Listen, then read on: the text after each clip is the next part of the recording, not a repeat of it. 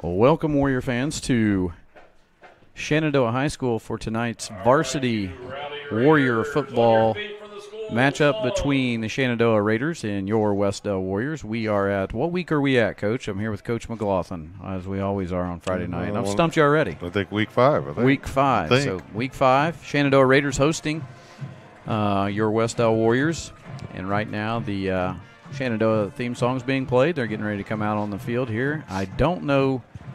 We thought coming in and travel that this might be their homecoming, but I didn't notice this, a lot of festivities when we walked in. I don't think it is. I don't think so, but looks like they have a decent crowd here. And they're, like you said, the pep band, getting them all warmed up and ready to go, playing the school song. And got the people that were here able to get vouchers. They are standing and cheering along with the Raider pep band. So got the officials walking the field, got everybody just about ready to go, and we'll be ready for football. And another nice football night. Starting to feel a little bit more like football weather here. It is a beautiful night. We were a little concerned. Athletic Director Kai Denny told us it may be a full house tonight here media-wise, and we thought we might be moved to the upper part of the press box outdoors for the first time this season, but Shenandoah accommodated, and we are inside, and we appreciate them making room for us inside the press box to bring you this coverage of Wes-Del varsity football. We are about 7 minutes and 50 seconds away from what will be the toss and then kickoff. So just wanted to get everything kicked off, get started here, but we are going to take leave the video on and take a quick audio break here. But stay close, because we're going to be right back here on the Wes-Del Sports Network.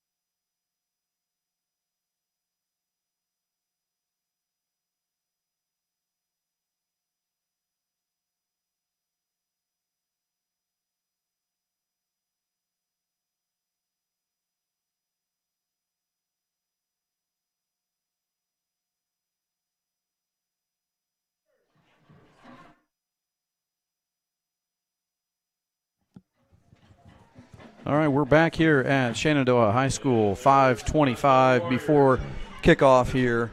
And here we are in Week 5. This is an MEC matchup. Shenandoah entered the conference, I believe, 2 years ago. And so this will be a conference matchup for us. Coach, you've talked with Coach Knuckles a little bit, and Coach Early. What are some of the things to look for on the defensive side and offensive side of the ball? Yeah, offensively, Coach Knuckles really wanted to make a high priority of, we want to make sure that we limit our turnovers. We had 5 last week, and that's just not going to cut it in football, especially you're playing against a high-quality team. You want to make sure that we don't turn the ball over.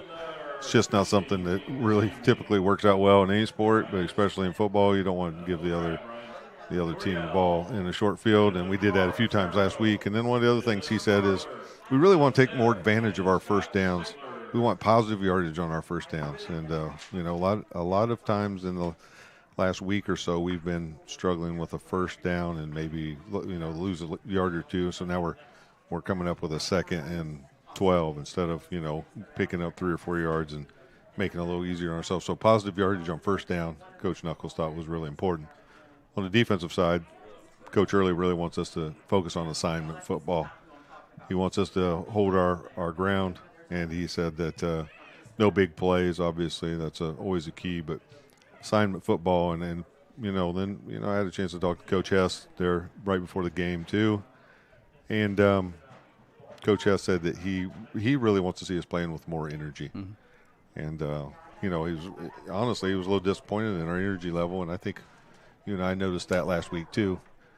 We'd like to see our energy level pick up. And, energy is something that's not really very coachable. It's something that the kids have to bring. You got to bring that. But it is contagious. Yes, and it's very contagious. And the kids, I think want to do well. They just need to start rooting for each other a little more. Need to start cheering each other on a little more.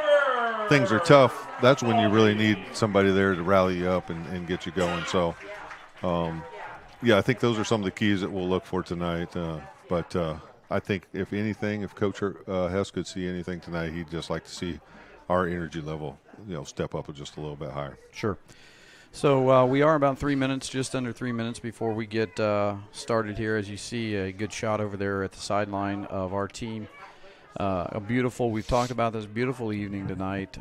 It's going to be somewhere in the 50s tonight, Coach, for most of it. Again, couldn't agree with you more. Happy that we are indoors and not up there on top of the press box, because it is a little windy. I can see the shadows of the flags blowing up there. So thank goodness we are inside. But I would say that some things that, from my perspective, that I'd like to see from the boys is to piggyback on what you said, energy first. If they come out and bring the energy, I think that will help in all aspects of offense, defense, special teams, in every avenue of the game. Then secondly, just how we handle the whole game, whether we're up, whether we're down, how we handle that, and showing the growth maybe in the last 4 weeks and what's happened. And I think that's really important because, again, we've talked about this in other broadcasts, even in volleyball when we talked to Coach Wilson. Everybody's working for sectional. You know that as a coach. I know that as being around you, being around sports, being a part of the sports for many years. It really, when you get to sectional time, you get later in the tournament, it's 0-0 in records. It's anybody can beat anybody at that point. So you work all season to go from this, grow, get better. But the other thing is, we haven't had a football conference for a long time, and so now we have to have a different mindset. A conference game, does it feel different for you when it's a conference game in basketball? Do you think it's different for kids? Yeah, sure. You take pride in that, and you want to make sure that you represent yourself well in the conference and that other teams respect you. And it's one of the things you do when you're playing conference games, you really get to know the other coaches. So even though this is new for football, we haven't done this for a lot of years. You start to get to know the coaches, you get to know the other programs, and you have a lot of respect for the teams that you're playing usually in your conference. And the conference games mean just a little bit more, and you want to perform well in conference games. And the other thing I'll say that you mentioned about is this time of year we talk about preparing and getting all the things ready for sectional. As coaches, we don't have time at this point of the year to coach effort. Sure. So, I think that's why Coach Hess was most disappointed last week. We don't want to coach effort at this point. At this point, we need to be able to focus on some things that we aren't doing well, some of the skills that we need to get better at. But we can't we can't take time out of practice to get everybody rah-rah and effort and all that stuff. We got to find guys and leaders, and I keep mentioning that, but let's see if we can make a step in that direction tonight. See some guys leading, see some guys doing some things nice for us and having some good leadership. That's absolutely a key, is just how you come to the ball field, how you come to the ball game, how you're going to approach it. And really that's a big lesson for all athletes to get and to grow at. And so we'll look for that. Getting ready for kickoff here, as you did see there, we will be receiving. Well, let me mention, that makes us 5-0 on the season for coin tosses. Coin tosses, 5-0. 5-0 on coin toss. I'm going to take Coach. I may take him to Take him Vegas. Take him to Vegas. Or buy at least scratch-off for Absolutely. me. I may give him the money and tell him go buy me a scratch-off. Absolutely. So here we go. The boys getting ready to receive the kick from Shenandoah here in Week 5, and we will get started shortly. So we do have a shadow casting on the field, and that you'll see that a little bit at home. That's the press box here. Very nice for the home fans. Nice shade. As you can see across the field, very unfortunate for the visitors. A little home field advantage when it comes to the sun for the fans. But either way, we will get things going here very shortly as they tee up the ball and the officials get in place. So Wes-Del is out, back to receive. Coach, is that Eric Harlan? Looks like we do have Eric back there. No, Carlos Artiega. Carlos Artiega back to receive for Will Kelly, and I'm guessing that's Harrison Pittsford over on the far side. So tonight we don't have our cameraman. Grayson was unable to make the trip with us. He had football practice too late, and we left too early, so he wasn't able to make that with us. So I'll be doing a little dual role of the camera work here. Taken by Harrison Pittsford. He's coming down our side, and he's down there. Just what do you got there, Coach? Looks like about the 29, we'll say. 29-yard line, and we'll get set up there. Harrison's coming up. Either lost something or he's coming up gimpy already. Yeah, I see that. I'm hoping that's just something he's trying to get worked out, but it might be a hand issue. It looks like he's holding that hand pretty bad, and it is going to be a substitution. Yeah, AJ Nallman's going to come in his spot. AJ Nallman is coming in. Well, AJ plays a lot anyway. He's ready. He'll be ready. So here we go. It looks like they've got a heavy backfield there with Harlan back there and three others. Snap is to Harlan, looking for a pass up over the middle, and I think that's caught. Nice caught play. Right over the middle. Nate Steele with the catch right there. So right off the bat, it's a first down for Wes-Del on a pass play. Boy, you'll take that every time, and it's what Coach Nuck talked about. He wants positive plays on first down. You know, I'm not sure he was talking about picking up the whole 10 yards, but we'll take it. They will take it if it's there. And now we have Nate Steele down here to the lower portion of our screen. He's on the out, and in the backfield again, there are three back there. I believe that's A.J. Nallman. I believe that's Carlos Artiega, and just can't see who's just past Harlan there. Harlan waiting on the snap. Hard count. It is away to Harlan. Harlan again steps up, and that is number 50 that got him first, now finished off. But he did get a few yards there, Coach. Made something positive about it. Found it, started leaning forward a little bit, got a little push from behind there by A.J., and able to pick up a few yards. So, again, better than losing the 2 or 3 like it looked like we might. So, absolutely, on that play was a positive, and like you said, we'll take positive all night long if we can get it. Once again, we have Nate Steele down here in the lower portion of our screen. He's the only wideout. And then a heavy backfield, Nallman, Artiega, and Will Kelly with Harlan. Harlan with the snap. It's going to the far side. Harlan rolls out, looking to throw, and he is met. Boy, he couldn't get rid of that one. He wanted to throw it away, and he just couldn't. He was met there by number 8, I believe. Number 8 is Blake Surface, 6'3", 205. And that is a sack there by Blake Surface. They have Blake Surface and Bo Surface. We're going to assume that with those fellows, they are related. Looks like it's going to be third down now, and obviously, if you think he may go for it here, you don't have to pick up the whole chunk. But either way, we want to get something positive here, something going. You know, what you'd like to do is get Nate Steele or somebody out here in space a little bit and let him, give him the ball quick and let him make a play. In motion is Carlos. Here comes Harlan down to the far side. There it is. Up to Nate Steele. He couldn't make that catch. So a nice attempt there. But as you can see, you just couldn't quite get it. Yeah, and in that play, it almost looked like he was maybe looking at AJ. And I'll tell you, it's a good thing that I don't know if he was or not, but Nate Steele got his hand up, got a hand on that ball. I think it may have been intercepted if it wasn't tipped there by Nate. So Nate almost made a one-handed catch. We've seen him do that a few times this year. Right. They're going to go ahead, and Shenandoah has seen us on film a few times. As you can see, they're going to go ahead and put somebody back because a lot of teams have not done that. So we're going to see how they line up against us, and then Eric and Coach Hess will make the call here. And the ball is away. And it's going to go and trickle out or stay in bounds. Yeah, not a bad kick. That wasn't there. a bad kick at all. About the 29-yard line. I believe you're right. So Shenandoah takes over. 9:42 left in the first quarter. First possession by Wes-Del. Did have a few bright spots. The initial one was the first down pass on our first snap. Yeah, that was a nice play, and we've got to get a now we're going to have to do the same thing defensively here. We're going to have to, like we said, play assignment football, no big plays. We're going to have to cover. Right now we don't have anybody out here covering this outside spot. I'm hoping that AJ, there we go, Jesus picked him up. And here it is. It is surface. He is coming our way. Tripped up there by Nate Steele. Boy, Avery Carmen almost had him in the backfield. So Surface, right who would made the tackle, Blake Surface, the senior. He is the running back. He's 6'3", 205. That's a big kid. At that height, Coach, you might see him in the winter season. Yeah, I don't like that. No, we don't want to see that. Surface is in the backfield. The quarterback is Tanner Goff. He's also 6 foot 190 back there. So they've got some size. Here's Surface again, coming down our side. He's got some room. And he is knocked out of bounds, I believe, right there by Avery Carmen. Yep. Yeah, it was enough to pick up the first down. They had some nice blocking and a little nice cutback by him.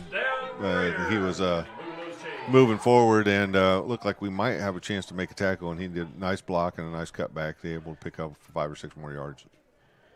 So here we are. Looks like a fresh set of downs here on first down on the 44-yard line, 8:58.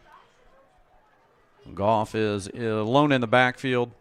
Spread out now. Here comes Surface in motion. Handoff is kept by Goff and tackled right there. The ball's on the ground.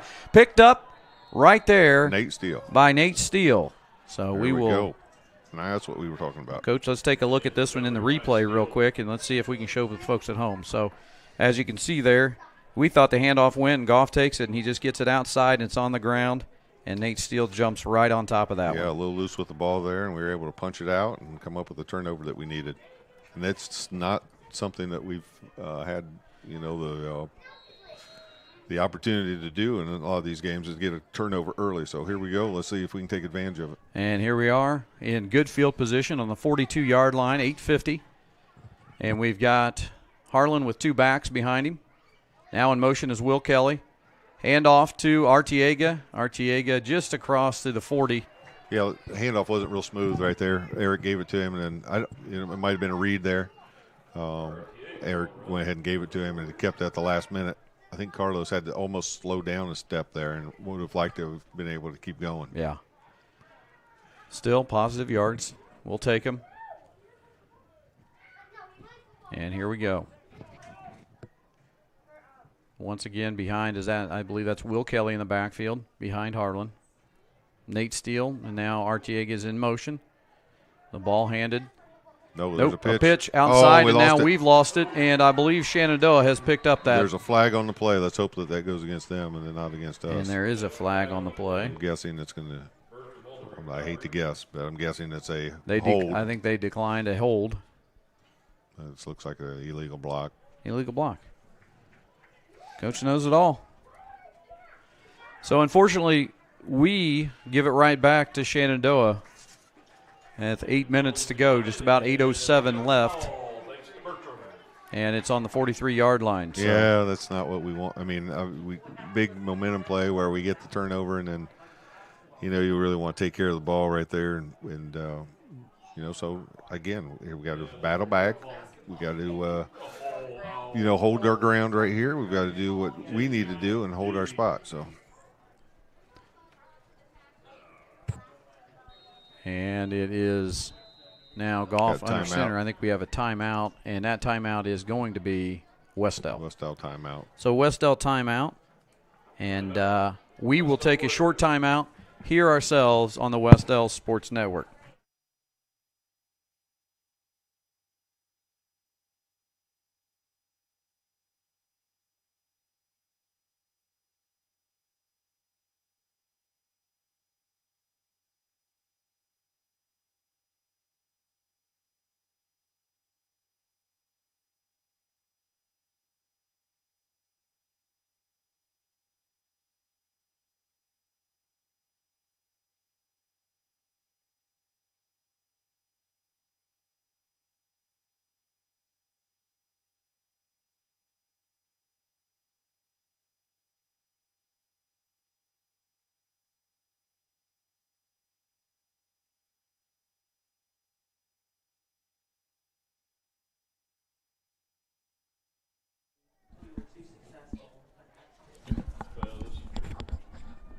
we are back here out of the timeout. It is 1st and 10 on the 43.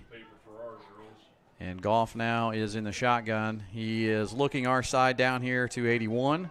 81 makes a nice cut up the middle before he is met there by Eric Lehman and A.J. Nallman. So, yeah, it was a nice pass.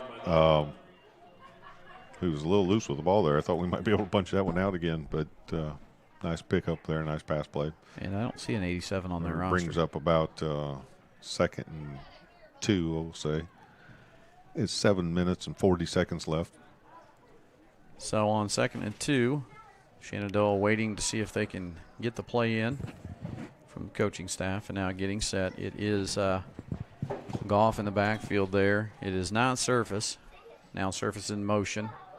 Fake handoff, and it is Goff passing up the middle, and that is incomplete. Yeah, that's a good thing, too, because he was wide open. Yeah, he had him. Yeah, he had him wide open there, and it's just a little underthrown. That's a big pickup for them. So here we are, 3rd down and short. Let's see if we can make a stand and then make them have to make a tough decision on 4th down. Do they want to go for it, or do they want to, give us the ball back? Make them make that decision here in midfield. Goff now in the shotgun once again. And the ball's back. It will be kept by Goff. Goff met there, but he makes a nice shifty move, and now he is being pushed out of bounds there by Jesus Cardoza. Yeah, we need to finish off that tackle. Had him right there. Nate was there. We finished that off. He was, low, and then was ready to make the tackle. Just let him loose there, and he's got to finish that tackle off, and then we'd have had him. Probably it would have been close. We'd have had him right around the 1st down marker, maybe just a little short of that. So 1st and 10 on the 35-yard line. Here is Shenandoah getting set. And ball's away and a handoff. And he's met right there by Avery Carmen. A nice tackle there. Nice job by Avery. A nice job there, almost finished off by Caden Bartram. Yeah, Caden came in once Avery stood him up, and Caden came and helped finish that one off. Nice tackle. Nice. Avery's been back there a couple times now. Yeah. He's reading the ball well. He's reading that handoff well. So, you okay, Coach? I'm all right. All right, good. I got the microphone away. I did see it, but I had to look at you. I didn't know. I just got CPR recertified. Good. So. And it looks like they're going to have a Shenandoah timeout there. Good. So, as we take this timeout, Coach had a little something in his throat there. We're going to take an audio break and let him figure that out here on the Wes-Del Sports Network.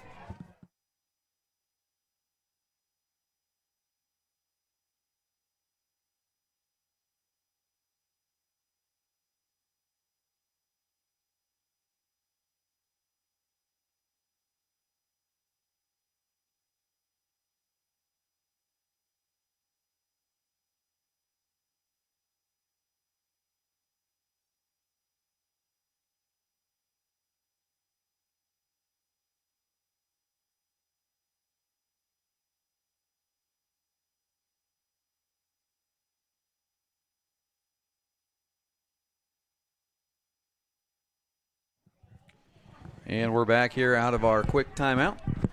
And it is 2nd and 8 on the 33-yard line as the Warriors will try to shut down this drive by the Raiders. Surface in motion, fake handoff. It's Goff coming down to our side here. Gets around the corner, and he is finally tripped up and tackled there and knocked out of bounds. Thank you. Hey, thanks. Appreciate that. Hey.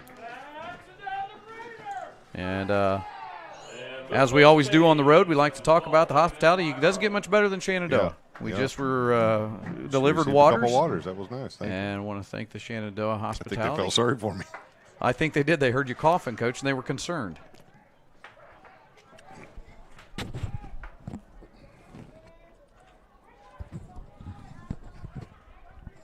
And here we are. It is 1st and 10, and that's off to number 12 going to the far side. He's got some room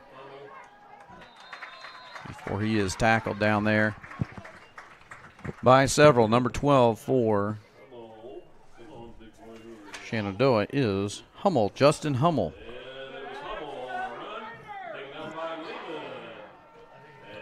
And it was Eric Lehman on the tackle. and that is first down for Shenandoah now on the 9-yard line. So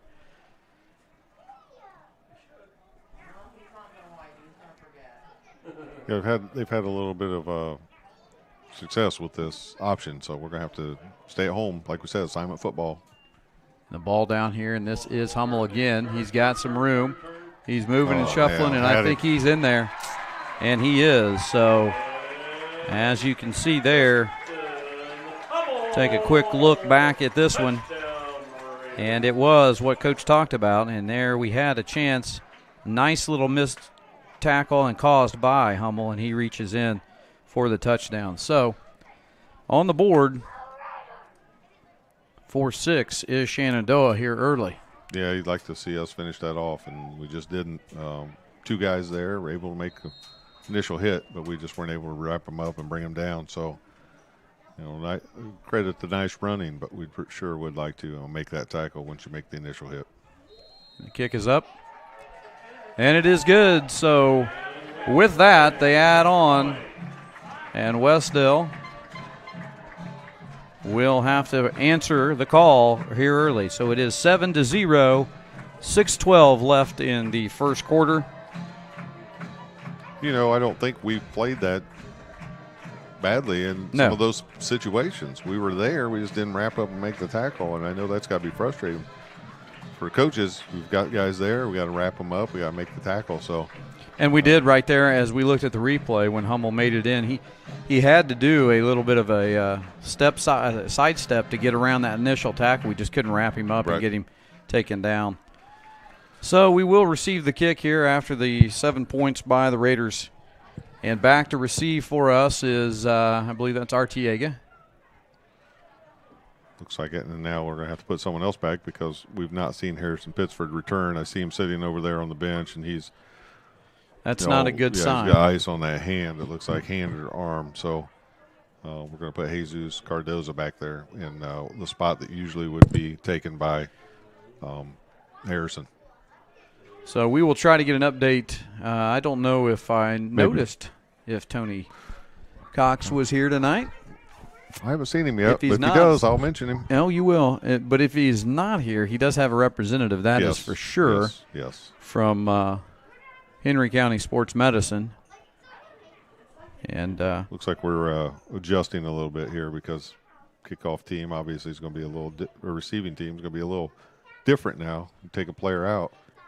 Yeah, and we do make some adjustments here. Put somebody in. So I think we've talked about this last few weeks. We do have a few guys still on the IR, the injured roster, injured reserve.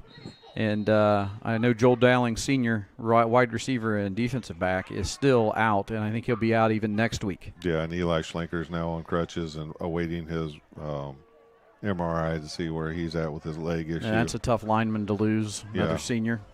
So, we've got a couple guys out. And that ball is away, and it's a bouncing ball back into the end zone. That actually couldn't have worked out any better. That he's just let that roll just enough to get down there and be a touchback. So we're out on the 20, and that's where we'll start our drive with 6:12 left in the first quarter, trailing by 7 here at Shenandoah. So I can't tell you how much of a beautiful night it is. I mean, if you really see it on the YouTube, you just imagine if you're here, it is a really nice night. Good fall temperature. Good football weather. And here we go again with that heavy backfield with Harlan, Will Kelly, Artiega, and I believe that's A.J. Nallman. And out going wide now is Kelly. And Harlan throwing over the middle. Got him. Oh. And it was just out of the outstretch of Cameron Buckner, isn't it? That's Cameron Buckner. Yeah, he had him. Cameron almost looked up and put his arm up a little too soon, run that route all the way through. That's what they tell you, to run those routes all the way through and then let the ball come to you. Don't reach back for it. Let the ball come to you. And I think if he just ran that route, Eric was throwing it to the route. Just came up a little short, but it was close. And here we go on 2nd and 10 on the 20-yard line, and there's the snap to Harlan. A quick out, get some blockers. I can't see exactly who that was.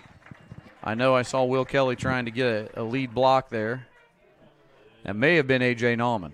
I think it was A.J. Nauman on the screen. Yeah, and I told A.J. I would apologize. Last week I called his touchdown.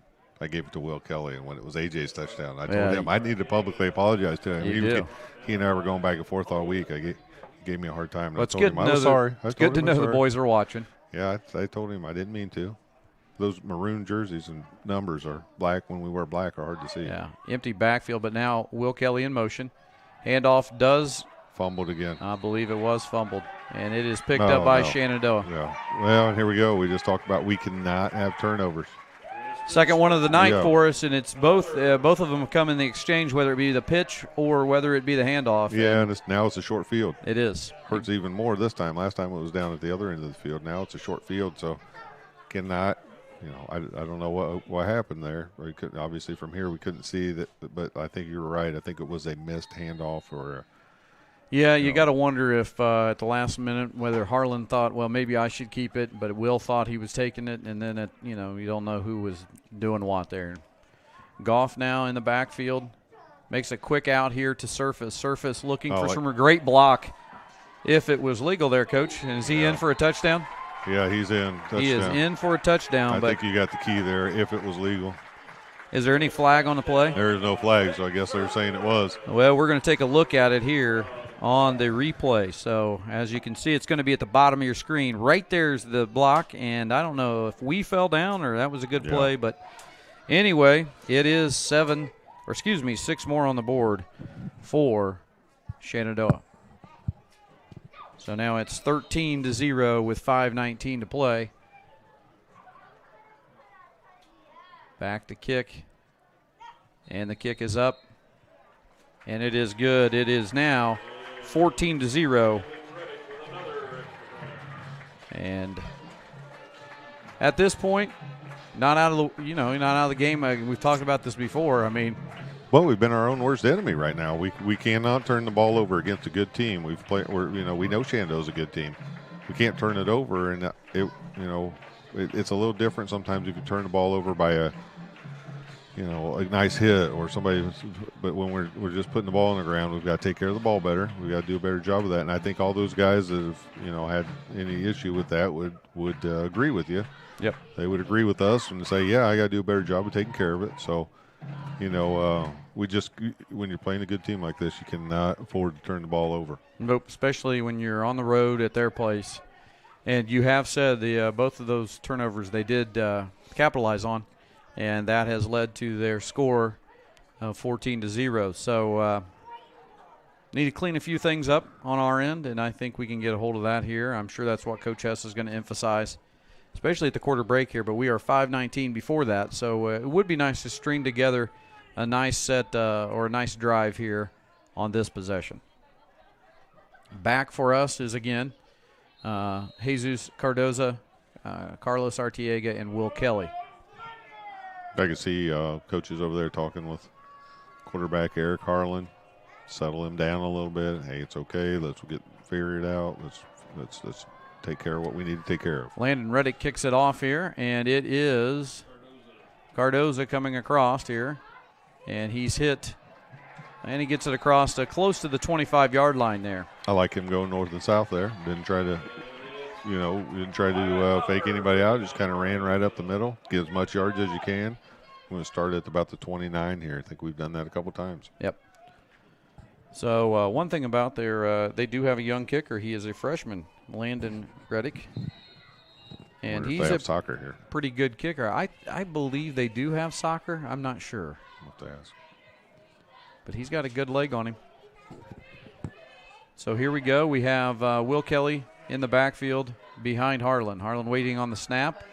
Screens out, and it knocks right off of the shoulder pad there of one of two things. Either Nate wasn't quite ready for that and wasn't looking for it that quick, or that sun coming through there right there. I was going to say, it might be the sun's issue there. Yeah, and it's almost out You of throw here. that ball right into the sun, you're not going to be able to see it. And it's just, they seem to be right in that pocket over there. Yeah, Nate's not real happy with himself because he was coming right off of that. It was a nice design play.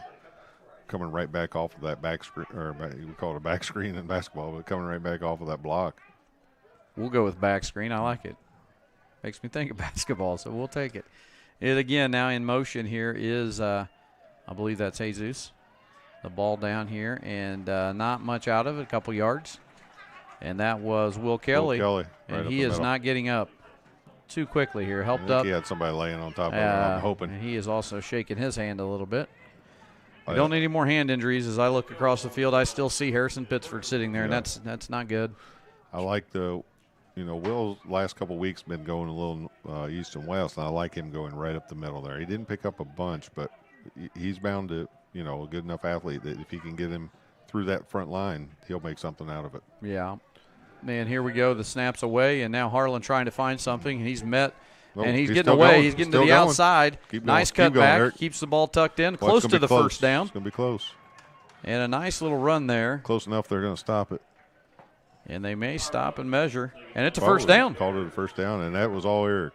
That play was really kind of broken. Yeah. And he made something out of nothing. He just didn't have quite enough time, so he left the pocket. He did have A.J. open and across the middle, but didn't have time to see him. That wasn't really his fault as much as he was trying to move around and scramble.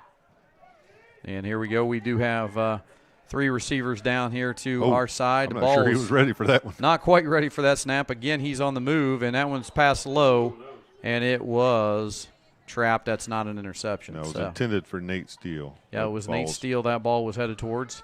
Underthrown, he fell down, and so did the coverage. Well, Eric wasn't ready for that snap, and I don't know if that was a miscount there or who that was on, but he got the ball a little quicker than he was ready for. And now we do have, again, same look here. We have 3 receivers, here to the left. Now, and Carlos is in motion, and now it's Harlan down here. Play. Harlan's going to keep it. Hold on to it, Eric. And I think we fumbled that one again. And, yep, it is going to be Shenandoah's ball. Boy, I thought it was close to him having the knee down right there. And so that's our 3rd turnover here in the first quarter. So both turnovers before, if you're just now getting tuned in, both turnovers earlier led to Raider points on the board. And now we give it right back to him again in a good position. Eric was just trying to make a little something extra on that. Boy, he was close to being down, but officials are right there on that call, so you know me, I'm not going to try to ever argue or complain. Oh, here's Goff, and he has a man in motion. Fake to him. Pass play. He's got him open. Going deep down the sideline, and a nice. Right in the hands. Just upset with himself there, and we have an injured Warrior on the side of the track over there. Nate Steele looks like he hit. There might be a drain or something right there. He was helped up by Shenandoah. Great sportsmanship. It's a ditch right over there. And number 11 there for Shenandoah. That is Drake Stevens. I believe that's Drake Stevens. Yep. And a nice show of sportsmanship there they have him listed as a freshman. So, boy, we got away with one there because he couldn't have been any more open. Yep. It was a nice design play for the Raiders. And, Surface was upset with himself on that one. Here we go. And handoff to number 2 up to the side there, looking for some blocks, and he got a few. Now he's making a move. There's a flag that's coming. We have a flag on the play. Hopefully that one's coming back. Let's hope. And so flag is back at the 35-yard line. So we'll see what the call is. It is a hold on the Raiders, so that one will be coming back. Yeah, that one looked like it was pretty obvious. Well, if you pick it up, if I can see it from here, it's obvious. It's Captain Obvious. I just give you a hard time. You've done an excellent job on the color this year. I enjoy being out here. Enjoy football. I enjoy this time of night, twilight.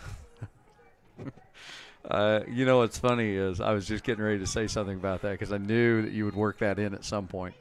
Beautiful time of day. You love twilight. About the books. Another couple of weeks. I think you like the books and everything. Yeah, there's going to be a couple trees starting to turn colors here. Hand off to looks like that was number 5 for the Raiders, and that is Dylan Ayers. Bartram with the tackle there, and he almost was able to pull that one out. It was about pulled the ball loose on that tackle. Nice tackle by Caden. So, Coach, excited about the changing of the leaves soon? Yeah. It's about that time of year. about It'll that be time of beautiful. See, they're still green back there, but in a couple of weeks, They're going to turn. it's going to be beautiful. And here we go. It is 3rd and 6, 38-yard line.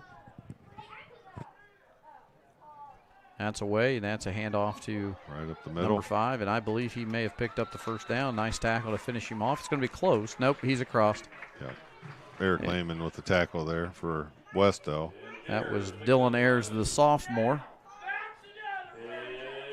Dylan Ayers is a 5'8", 155-pound running back, but he runs a lot of confidence for a sophomore.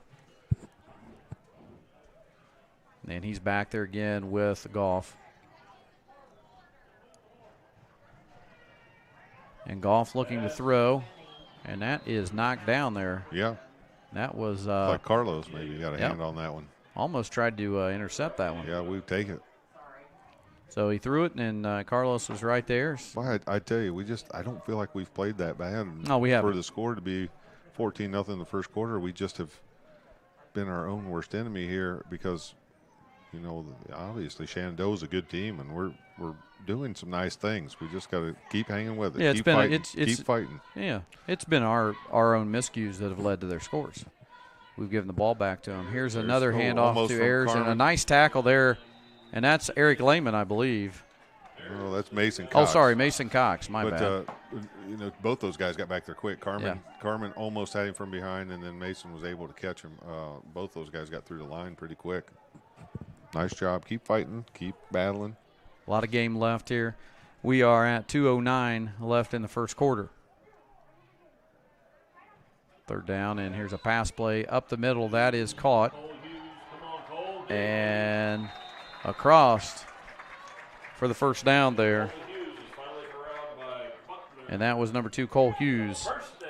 Yeah, Cameron Buckner in coverage on that one. They were able to get the ball out, and he broke a couple tackles and able to pick up the first down. And so here we are running it down to about 150 in the first quarter. It's been a long first quarter, Coach. Sure seems like that. Well, you turn it over and stop the clock on turnover and reset. And so here's the handoff. Nope, Goff kept it. Oh, and he fights off the initial tackle there. Carlos able to stay with it, slowed him up enough to let our pursuit get there. Mason Cox able to finish it off with looked like a bunch of our guys there. Eric Lehman. Yeah, Tanner Goff able to just kind of shed that first tackle. Was that Carlos on the initial? That was Carlos. Carlos slowed him up, and they didn't pick up anything, so he was able to slow him up enough that we were able to pursue tackle there. And it is Ayers in the backfield with Goff. Ball's away. It's to the far side. That's Surface. Surface looking to get in. He is spun around and tackled short there. It's going to be a first down, though. I'll get a better look over there on the far side with our camera. And first and goal on the 2-yard line. Yeah, it looks like, yeah, it's hard to say. Maybe the 3. I might disagree with you. Well, I'm looking at the board.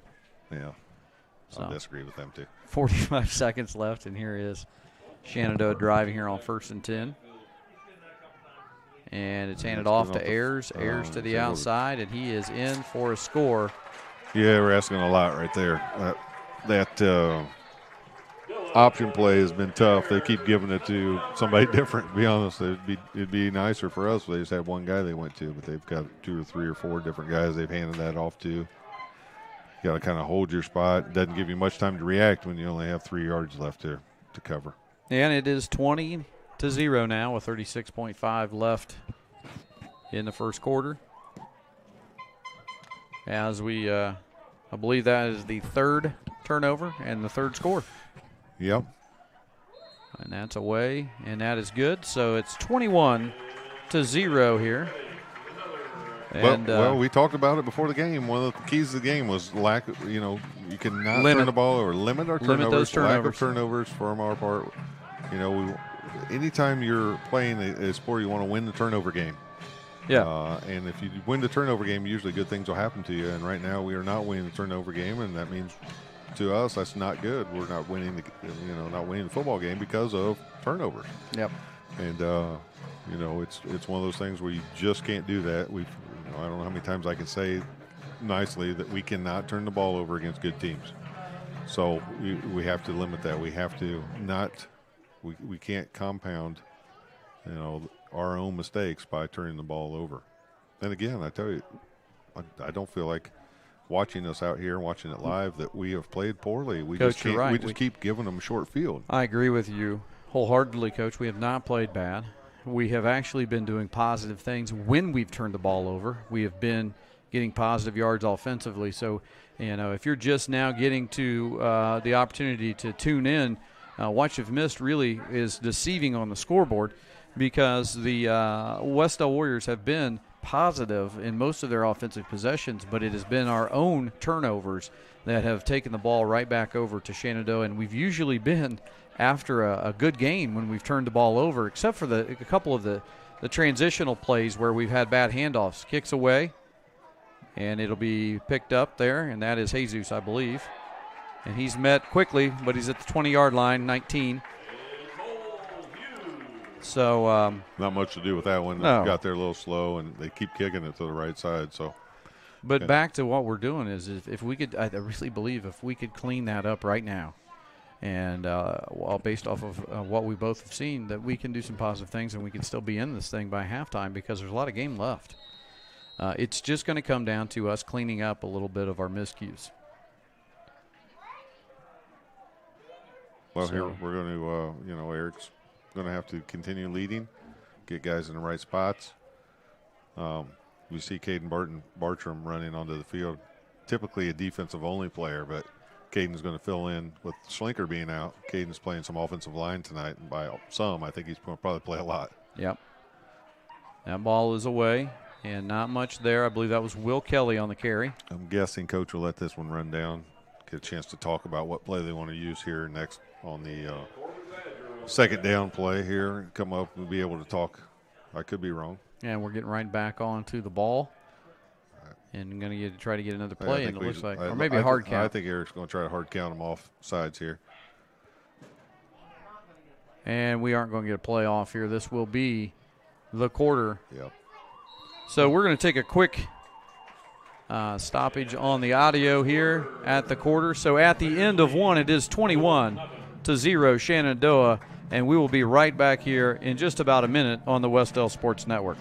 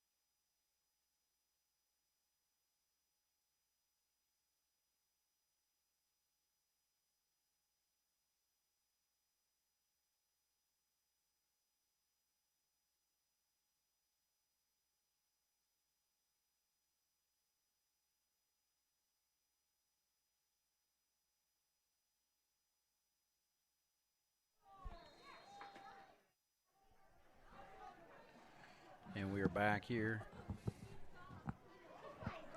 at Shenandoah.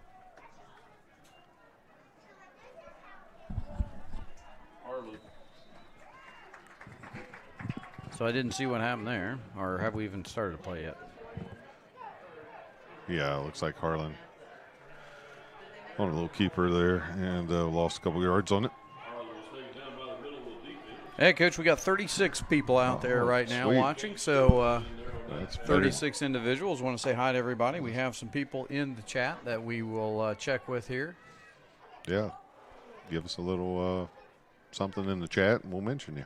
And another carry there that didn't quite pan out. There's Harlan back. Looks like he's trying to throw. Going to keep it. Got some open field. Sorry about that. And, Trying to do some. Forced out of bounds at about the, looks like about the 26, and it's going to be about 7 or 8 yards short. Are we going to be on fourth down now? It'll be fourth down. So we will be on. Yeah, they actually called a false start, so looks like we may get another. Oh, fantastic. I don't know if coach is asking. Looks like Shenandoah's coach is asking for the option. He's going to decline it and take the play, obviously. That'll make it fourth down. Yeah, Shenandoah's coach was almost all the way out there. Hey, give me the option here. Let me get a chance to decline this because the play's already played out, obviously.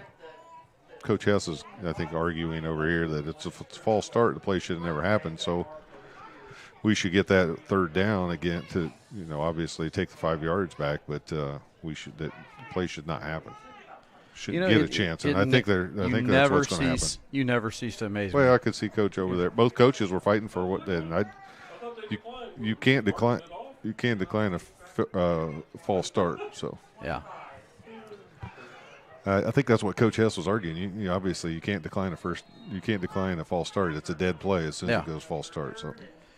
So you're at 3rd and 7 now on the 25-yard line here in the second quarter. Let me get that switched over. Yeah, they're going to talk about it again. Yeah, they're not quite sure of themselves. Now they're going to let them decline it, which they are letting them decline now. I don't.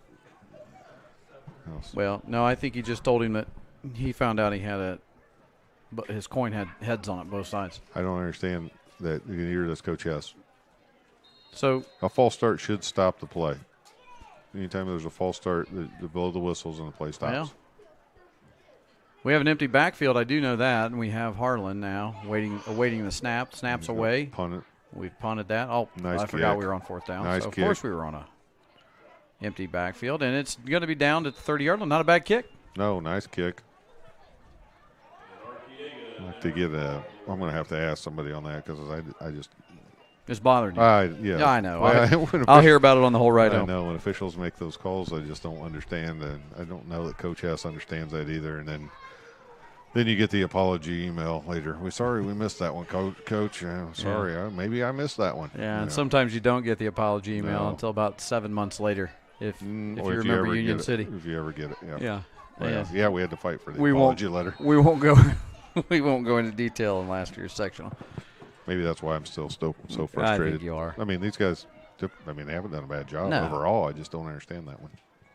So here Shenandoah takes over, and they are on the 30-yard line. Surface is in motion, low snap, and that is to Goff. Goff making some moves down the sideline, sheds a tackler, still on his feet, and he's out of bounds at the 50-yard line. So if there is one thing I would say, we could improve our tackling just a little bit, but he's tough to get. Tanner Goff is a tough guy. We've been there a couple times and not wrapped him up. We've talked about that. You showed that replay on that one of the touchdowns. Might be why it was such a good run. They just called a holding on Shenandoah. So there was a hold flag on the play, and so we're going to back things up a little bit. Well, let's not be so sure about that yet. Let's see what they do. They did call a hold finally. Coach is right. So that is going to back things up. You hate that for Tanner Goff because he made a lot of people miss right there. That was a nice spoof. Yeah, he had a nice run there, and I'm sure he's frustrated too. Yeah, you might tell him in the huddle. So we're back, and it's going to be 1st and 10 back on the 30, I believe, as we replay that.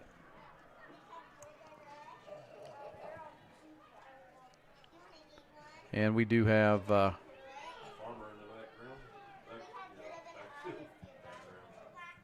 snaps away. Goff out to pass. Pass is away. Oh, he's wide That's open. Down the sidelines. And he is pushed out as he's just across the 45 to about the 47-yard line. Yeah, I'm not sure. Andrew Bennett, 6'1", 170-pound senior wide receiver. He was wide open. I think he slid in behind some of that coverage, and somebody didn't see him. Yeah, he was wide open. We just missed that coverage. He's also a heck of a basketball player. Yeah, I remember that name.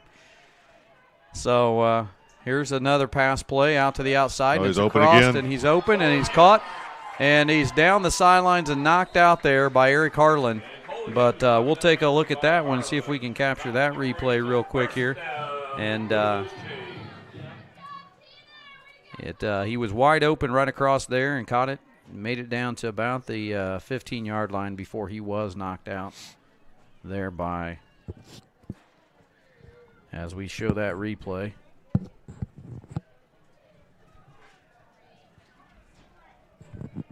And now looks like they're back. Goff in the back field there, and I can't see just very well. I know that's a 2. I can't quite see who the other guy is with him, but the pass plays have been working. Well, He's Will's got a gotta good pursuit there. Oh, that could almost be grounding. And We're gonna nice give it to pursuit him there. because 81 did a nice job of running back to the ball because that was close to. He just got threw that one as far as he could, and it didn't get really close to the receiver, but close enough because 81 did a nice job of running back to the ball. Otherwise, that would have been intentional grounding.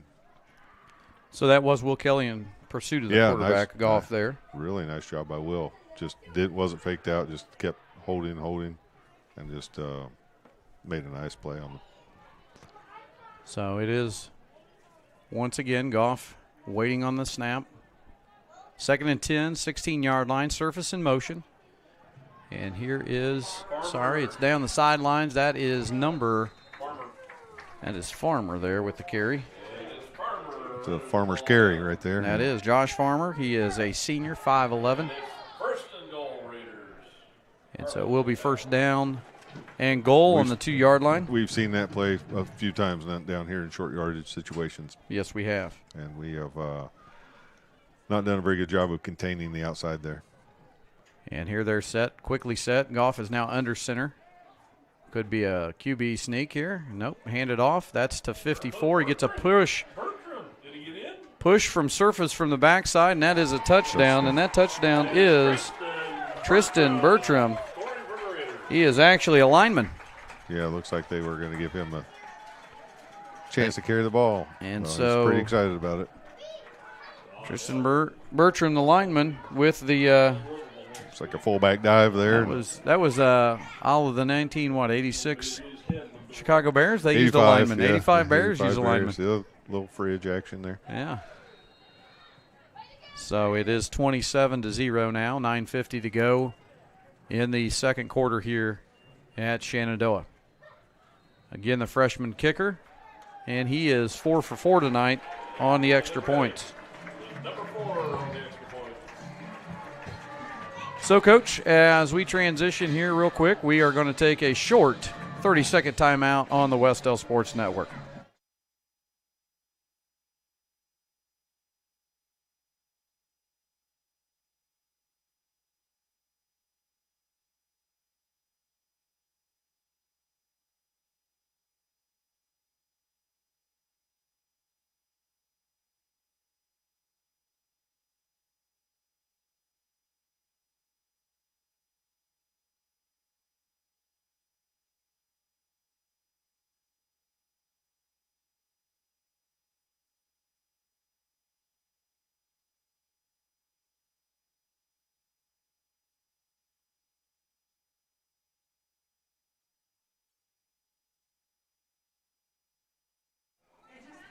And we're back here at Shenandoah after the score, which makes it 28-0 here in the first half. Raiders lead this MEC matchup on their home field. And we will await the kick, try to put together a few things here. Need to get on the board, Coach. Now, something positive here in the first half would be nice as far as the scoreboard would go. Yeah, I would like to put together a nice drive is what I'd like to see.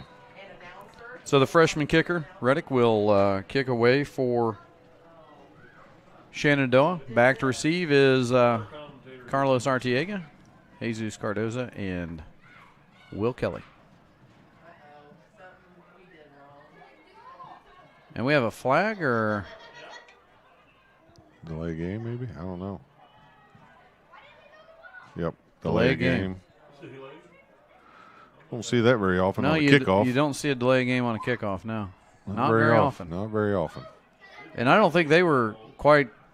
They were shocked a little themselves. And well, they've just about been offsides on almost every kickoff here, but I knew they hadn't tried one yet. So if you watch his up guy, he's almost the closest guy to the kicker. He's almost offsides on every kick. well, let's keep our eye on that, Warrior fans at home.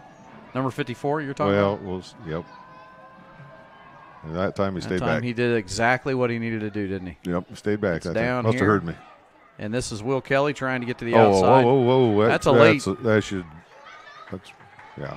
Well, we're not going to get anything out of it. No, that guy's got to be at Applebee's here soon, I think, or something. But that was a little early. It's a little early, Coach, to start getting on him. Well, he was wrapped up, clearly 2 steps out of bounds. So like one of two things happened there. He either missed a call or he didn't blow his whistle, and that's his fault both times. I feel like it's getting to that point, Well, I'm not in basketball. I have to say, Coach, it's a little early. We might need him later. Don't get on them too hard right now. We might need them. Yeah, they can't hear me. No, they can't hear They you. wouldn't be able to hear me or see me if I was down there anyway. So I just, obviously the officials aren't costing us this game. It just frustrates me if something like that's that obvious. Yeah. That's how kids get hurt. And I agree with you. And whether done intentionally or not, you got to keep the game. I don't think that kid did it on purpose. I don't think he knew where he was. Well, on the blow field. the whistle. Harlan gets the snap and a pass. Nope, he keeps it. Yeah, now he's still going to throw it. There's a nice crack back down block. Through the side 2 here, nice blocks. And he's out of bounds. And hey, he goes again, down. Where's the flag? Again. And helping him up is number 7. That is Tanner Goff. I'm about to go outside here and start yelling. I can tell. I reach over and grab you and keep you in the booth. But I mean, that the trash can is 4 yards off of the playing field. That is true. And he shoved him into okay. I agree. I'm not going to stop you. What? Who's going to stop you? I don't know. Yeah. This frustrating. I'm again. They're not positive. They're not costing us positive. the game. We're second We're down. Fighting here. a little bit here. Yeah. So positive. Showing a little heart. Showing a little life. I like it. And we have that heavy backfield again. Nallman, Martiega, Kelly. Harlan gets the snap. He reaches right up the up middle, the gut. right up Just the gut north and across the south. 50-yard line. North to south running right there. Just put his head down, said, I'm going to pick up these 2 yards, and he ended up picking up about 7. Well, I noticed there he had a little bit of anger. And Hey, that's he probably, ran. Yeah. Probably because if he got Shoved in that trash can right there. Yeah, he did. He did. You're right. I'd be mad too. Fans at home, if you agree with Coach, put it in the chat. So I do want to say a shout out to those people that we do see in the chat. If you want to, or in the chat, excuse me. Shout out there is Shirley Thacker. Say hi to Shirley. She's in there. She's always a steady watcher and a grandparent of number 3, AJ Nallman. Nice direct snap right there. Eric went out in motion and direct snap to Will Kelly. And Julie Swartz, bus driver, go Warriors. Julie might actually be here. Who knows? I don't know if she drove tonight. She might be up in the stands watching. I don't know. Or she could be at home. Either way. And then Either way, thank you. Yeah, either way, thank you. Hit the subscribe button. And, of course, Mrs. Meyer Fisher. She's watching and supporting our Warriors. We appreciate Mrs. Meyer Fisher. She always comes. Like always. She'd be here in person if she could be, but due to COVID, Vouchers. she's always going to watch her Warriors one way or the other. 48, 49-plus years Nice of cutback. supporting the Warriors. So it's great to have you watching us from home, and tell your husband, Wayne, we said hi. Glad to have everybody out there. Really appreciate it. And if you Eric Carlin's running with a little bit more intensity, a little more toughness right now. Not that he wasn't before. I just think he's got a little frustration build up, like you said, and I think he's running. He's done a lot of cutting right back up into the middle of it and said, hey, you're going to have to just tackle me. Nallman in motion, and now here is, and the pass is down, intended for. It's close. Is that Jesus? Jesus says he caught it. Well, this guy, he can't see it anyway. Oh, loving it. I'm loving it tonight, folks. We're getting a little bit more emotion out of Coach Mack. Most of this crew is not too bad. Yeah. I like it. It's 7:45 in the second quarter. I can only imagine what you're going to be like. If you put that camera camera on me and I have a towel in front of my face, then we know we're in trouble. Anybody sees a towel out at basketball games, they know it's trouble. Pass away. There it is. There he is. Nice catch Same there. play. Yeah. And he's up the middle, and a nice tackle there. Nice. Let's see if we can get that on replay here, Coach. Yeah, it was nice. Jesus just sat down in the middle of that zone, was able to just kind of wait on Eric to roll out. Good blocking. Nice blocking by the offensive line. Give Eric time right there. Man, that was a nice play there. And now we're back here waiting on everything to get set. Yeah, resetting, starting the clock there. Gave us a reset. So it's 1st and 10 on the 28. Nice little drive put together here. We just talked about it. We wanted a positive drive, and really proud of the boys, and see if we can finish it by getting some points on the board. Nauman is in motion. Here comes Harlan. Oh, get rid of it, Eric. All right, that was good. Good idea. Ooh, across the middle there. Jesus took a hit, but yeah, no flag, but that's it's typical. Well, typical. we're going. Jesus got back up, bounced right back up. Thank you. Thank goodness for that. But Eric got rid of that ball right before he took a big hit too. So we're getting set for what will be 2nd and 10 on the 28-yard line. 7 minutes and 12 seconds left to go in the second quarter. And we have a flag on the play. And we're going to see what that is. That's usually on us if it's early. Well, we've had that issue before where they've let the play go. Let's see what we have here. False start. False start on Wes-Del. I didn't see who moved. They didn't either. And I don't think they did. He's asking. Is Coach Hess over there working that? Nate Steele looks like I think it was called on him, and he's still asking. Nate's kind of asking the outside official. Coach Hess is asking also for some clarification there. And here we are on 2nd and 15 now. And now we might have a timeout. Call timeout. Coach Hess calling the timeout. And as we take a timeout for our football team, we're going to take a short timeout here on the Wes-Del Sports Network.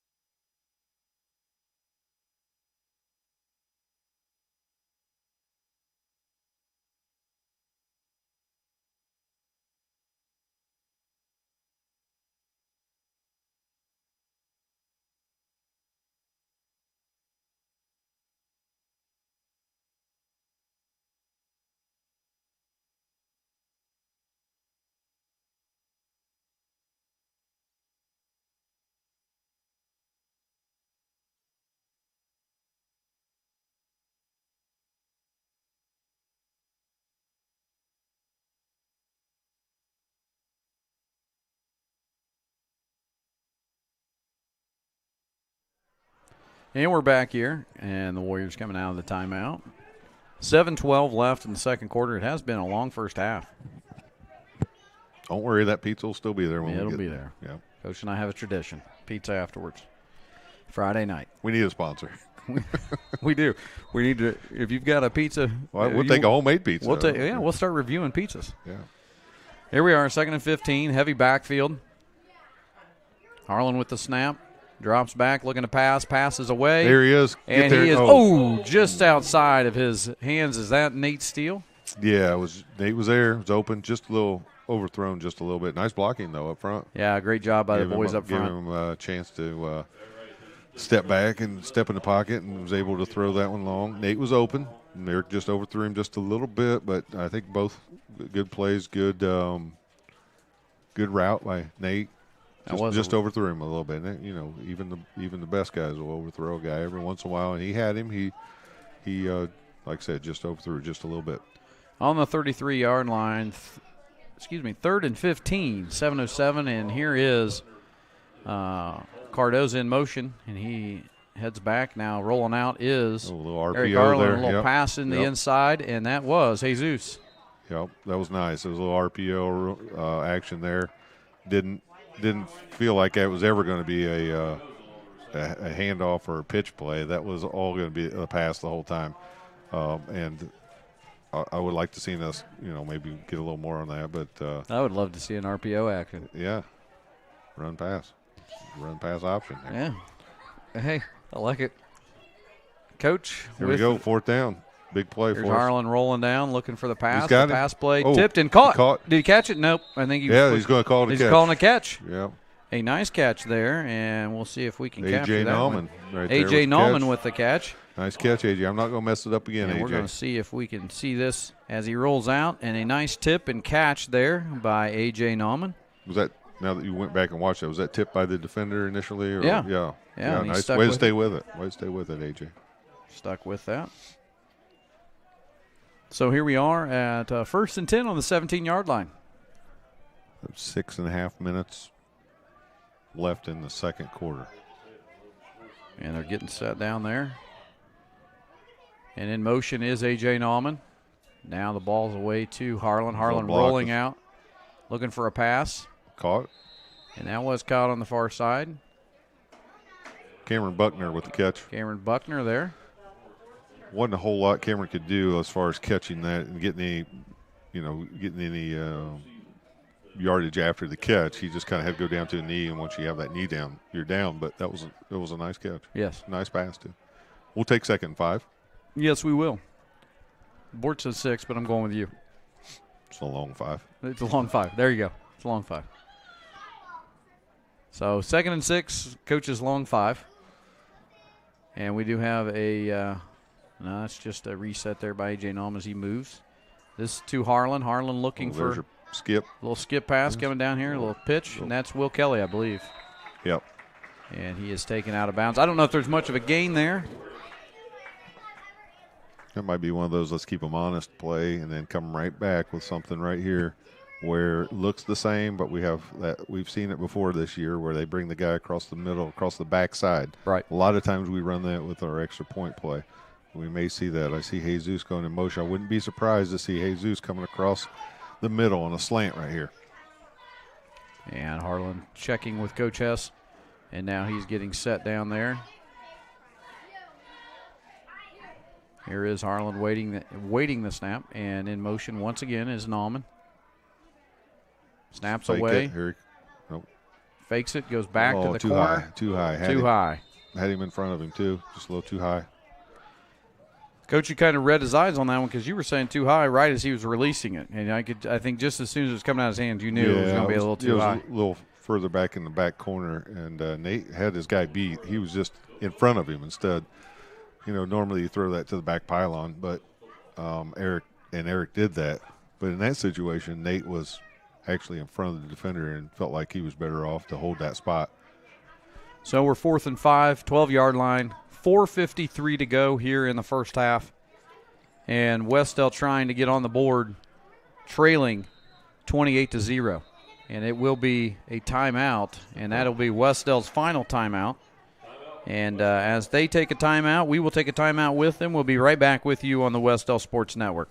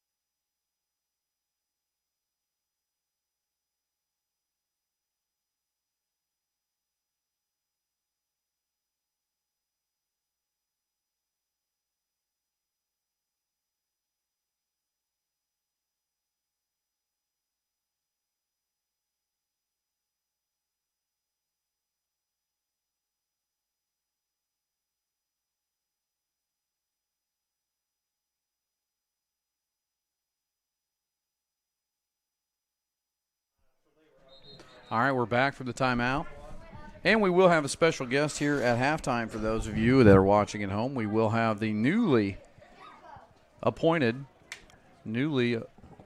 announced head varsity baseball coach of Wes-Del. That will be assistant principal Daniel Hansen. He's going to come up to the booth, and we're going to talk and chat with him about that appointment as varsity coach and also just about the whole Warrior baseball program in general. So here we go, 4th and 5. And scrambling outside. Got him from behind. And Harlan trying to see who missed a block there, I believe. So I was really confident, as you look in the chat, that it was 4th and 5, and this was going to be our chance to score. And we'll be there, though, in the next time. Well, not very many times does Eric get caught from behind on that rollout because he's such a good, quick athlete. But the kid that made the play there got around quick enough and was able to catch him from behind. That doesn't happen very often. Well, I will give this Shenandoah, and you know this from basketball season. They've got good size and they've got good athletes. Well, you know what? Nice drive, though. We didn't hurt ourselves on that drive. And, boy, what – coming up the sideline here, I didn't see exactly who that was before he's run out of bounds.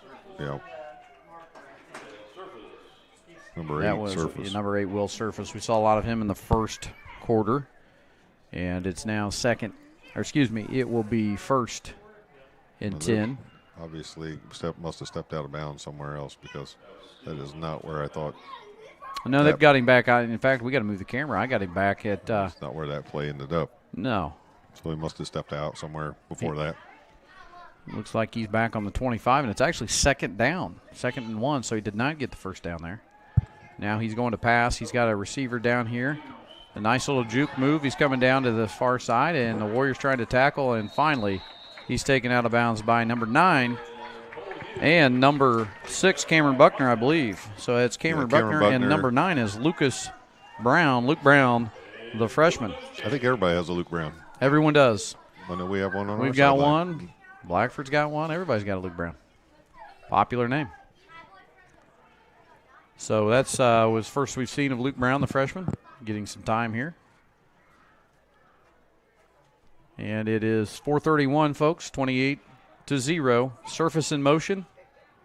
And the ball's kept here by Goff. Goff jumps over one tackler. He's still on his feet, still moving, charging forward before he's finally taken down. And that will be another Shenandoah first down. Cameron Buckner there, and you don't want it. A lot of times you don't, when you're saying the defensive backs or safeties' names making tackles, that's not a good thing because that means that they're getting back there and getting through your front line and your second line. So Cameron Buckner was able to make the tackle and stop him after a nice pickup. And the Shenandoah Raiders get back to the line. 4 minutes. Oh, that's fumbled. But I believe Surface got back on top of that. And it was the first time we've seen a exchange issue between Goff and anyone, and that was Goff and Surface. And yeah, that would have been nice to get that turnover. Avery was right there. Just happened the running back just happened to fall back on top of it, or Avery would have had that one. Yep, a nice little bounce where Surface could turn around and just jump right on top of it and save that and keep it. It's now 2nd and 14. And Goff rolling out to throw. He throws across the middle. He has a man. He makes a nice cut. He shifts across. We had several tacklers for Wes-Del miss, and across for a first down over the 20-yard line. And Shenandoah with 3:21 left in the second quarter is threatening once again. Yeah, he was wide open in the middle of that back of that zone, and he was able to roll out, hit him. Nice pass, actually. He threw that one pretty well. Shenandoah getting set again. Goff getting the Raiders ready on this play. Snaps away, handoff, but chased down. Get there. Way to hang on by number 67. Caden Bartram there. And he wasn't letting go once he got a hold of him. Finished off there by Avery Carmen. Those two guys did a nice job. It was really nice pursuit there by Caden. Yeah, and then Avery came in and helped clean that one up. But, boy, Caden got back there, and he wasn't going to let go. Excellent job by Bartram to hold on, and he wasn't letting go of Hummel. And he had some openings there. So a great tackle, great stop there defensively. 2:30, and it is 2nd and 20. Coming down here being good pursuit. Get on there. The ball away. Wide open there, and a nice cut move, and now he's up to the outside and gets a block, and he is just finally knocked out down there on the far side. So close to making that hit on that pass. So close. I thought when we get a hand up on there, the ball's going to pop right up in the air, and he got it away just in time. Open, right? It was open across the middle. So Drake Stevens catches that one up the middle and makes something happen for Shenandoah. They're now on the 3-yard line. First in goal on the 3.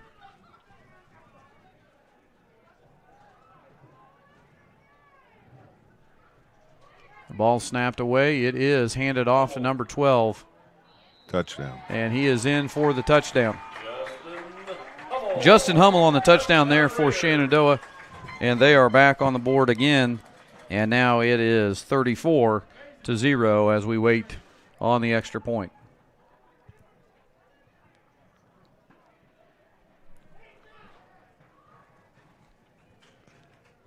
Freshman kicker's been pretty impressive, really, for Reddick has been impressive as a freshman kicker. Nice little leg on him. He's been 4 for 4 on extra points. I can't remember who we played earlier this year, the kid that had a real big leg, but this kid, it's not super high, but he's pretty consistent. I think it was Tri-Central that had a good leg. So now it's 35-0 here in the first half. 2 minutes. 2 minutes to go in the half. Exactly 2 minutes. Coach, we got a good shot of you there hitting your microphone. Oh, sorry. Yeah, your reflection. I know. It's a little bit of a glare. I'm having to look through my own reflection here. Well, if there's ever a reflection to look through, you want to look through yours. So, 35-0.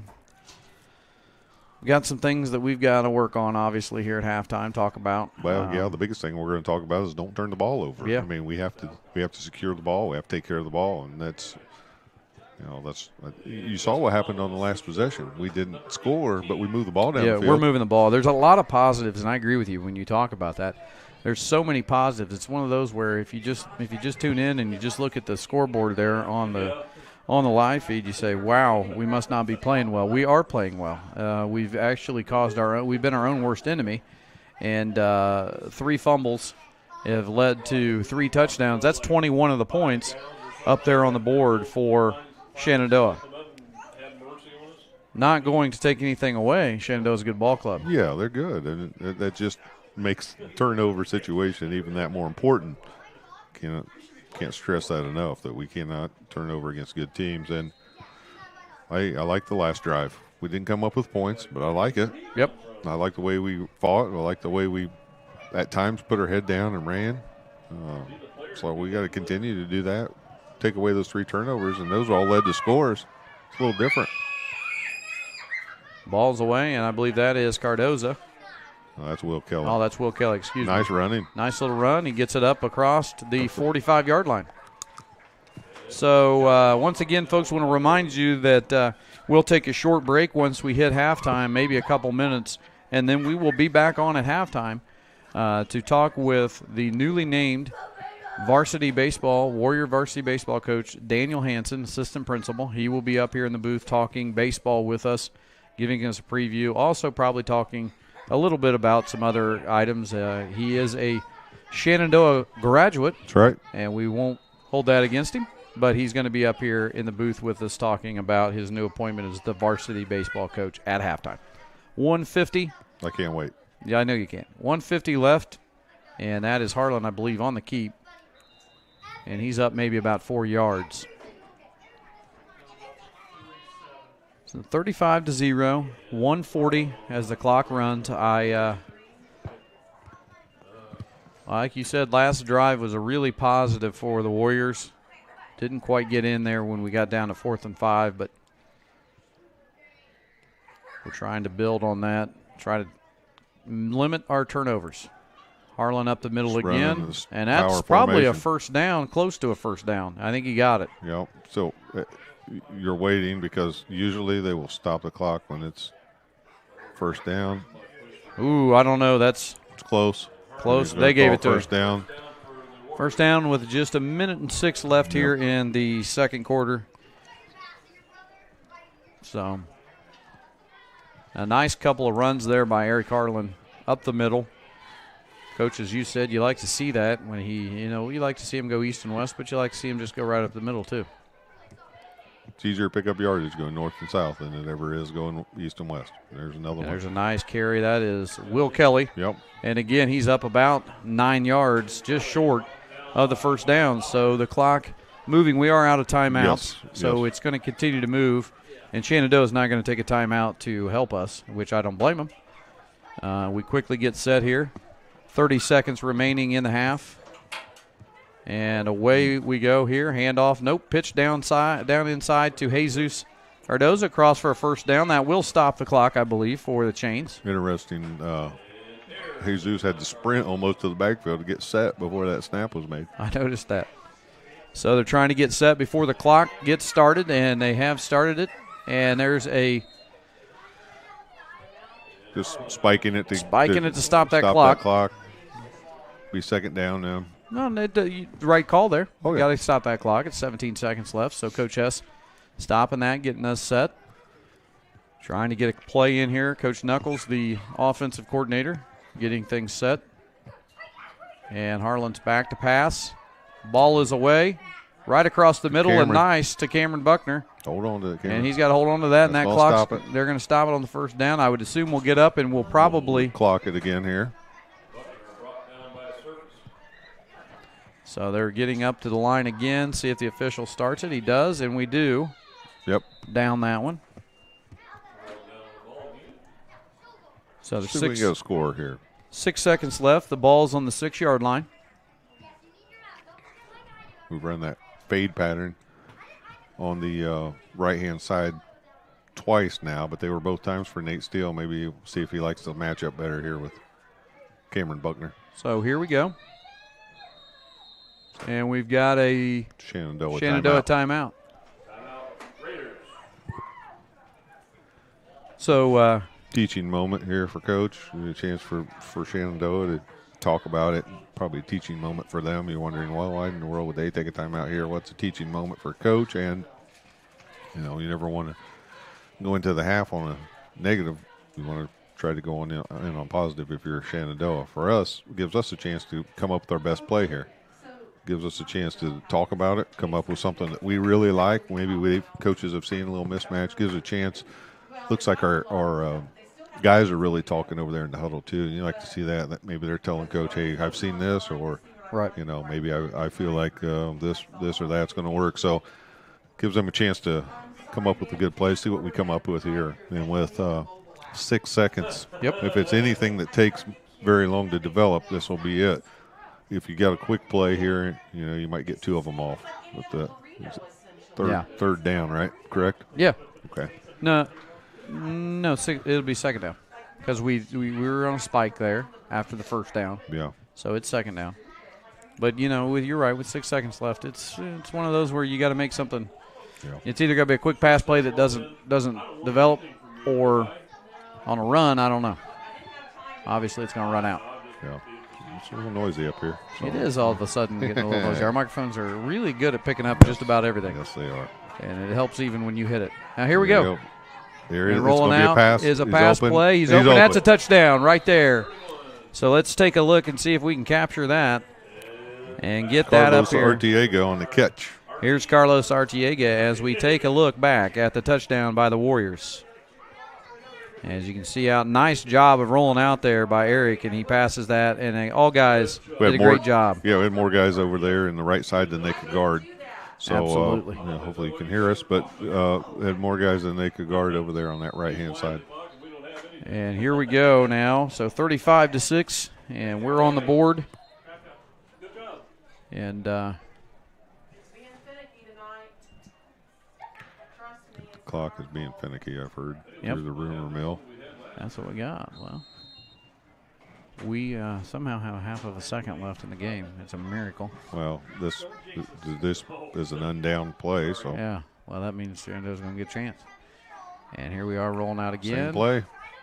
Did he catch it? No, Nope, just incomplete. outside of his hands there.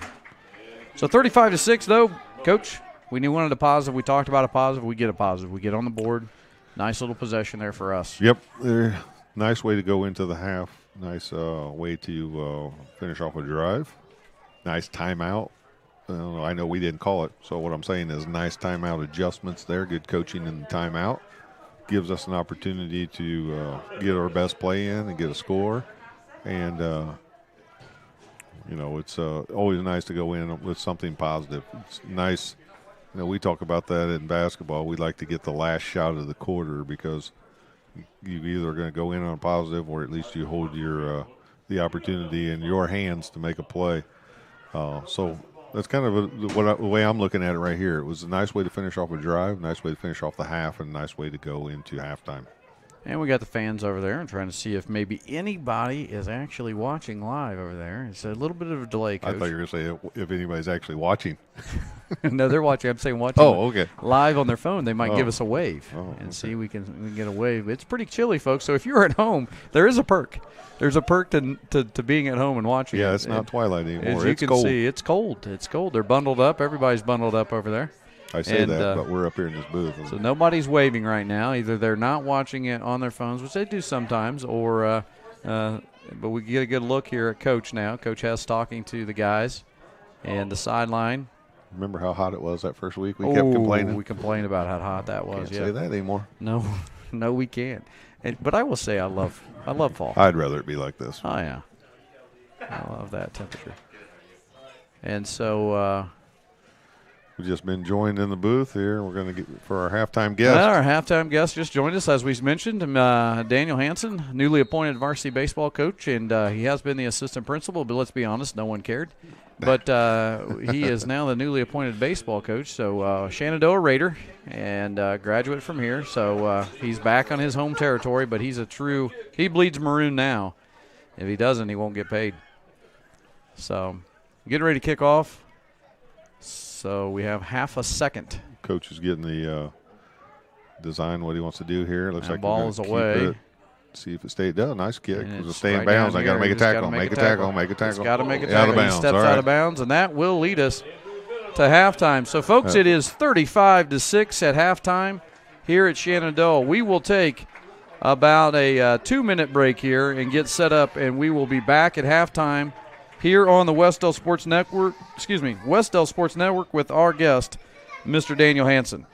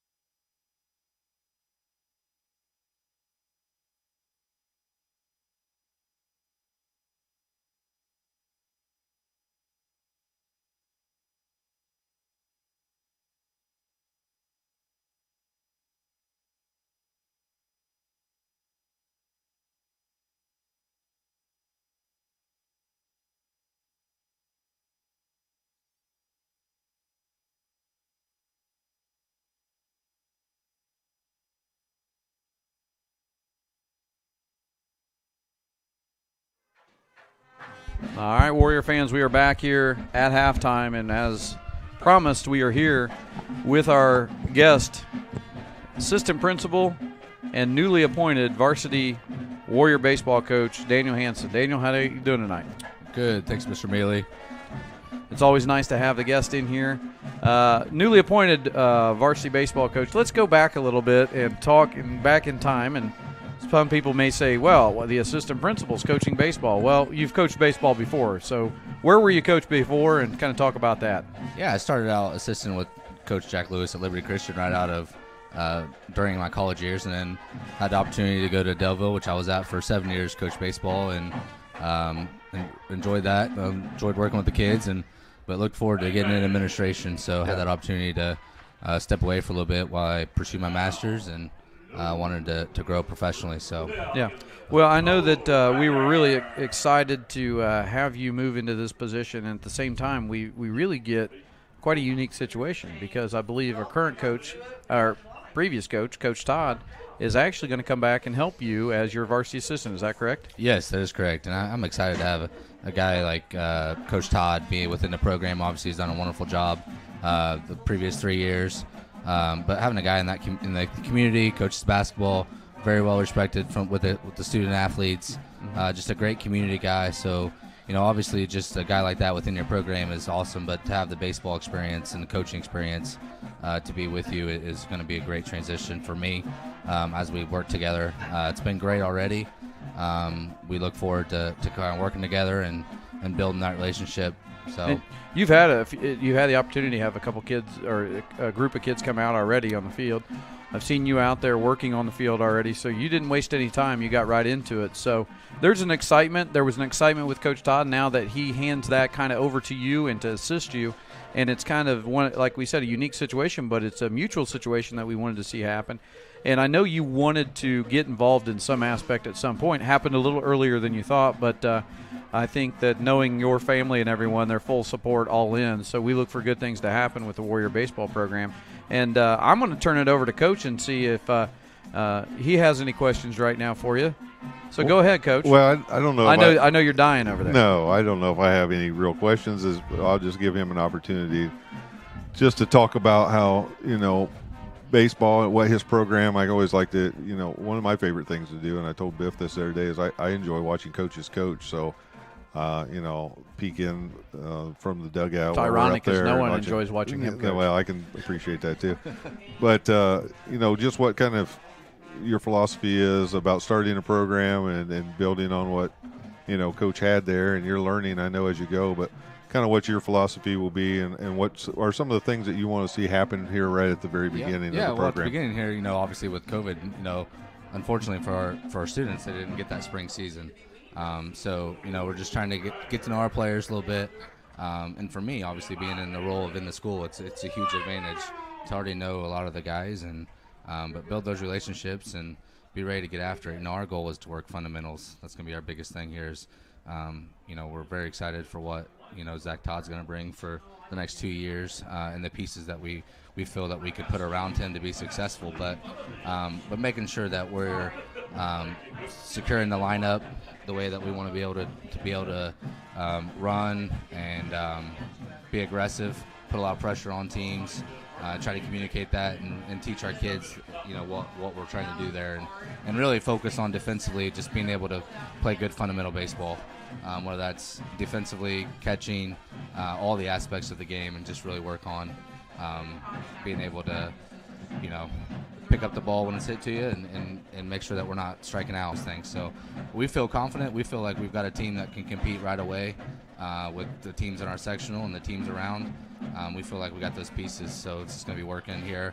We've only got a few weeks here, the limited opportunities here as the IHA to give us to be on the field with them, and then we'll take a break here for the winter, obviously, and go support them as they play basketball and whatever they'll do this winter, and then we'll get our pitchers thrown a little bit in January, February, and hopefully be ready to go come March. So yeah, and again, I don't know if this is really a question, but on behalf of, we've coached against each other when you were at Daleville, Yep. and then I've got to be, obviously got to be friends with you here as a different situation and know you as in a administrative role, and just on behalf of the coaches and behalf of everybody that you're going to be working with and the people that have already worked with you, welcome to the Wes-Del coaching fraternity, and thank you so much for everything you've done up to this point, and just really look forward to you. Baseball is probably my favorite sport to watch, so I'll be out there as much as I can.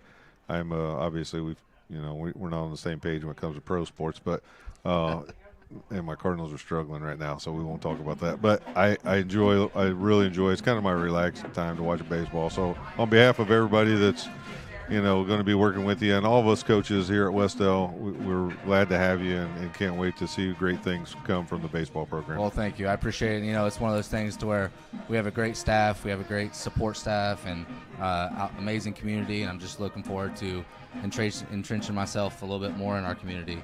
It's been great 3 years getting to know the faculty, our staff, students, community, so it's another opportunity to grow within our community, and I look forward to working with coaches on a new role and helping our athletics be successful. And I can tell you, as we end here in the interview, I am really, really excited to cover, now that we are streaming on Wes-Del Sports Network, man, I am too. baseball season. I have a feeling that Coach Mack and I will not give up the streaming for baseball season. We love baseball. Love it. And we'll be up in the press box.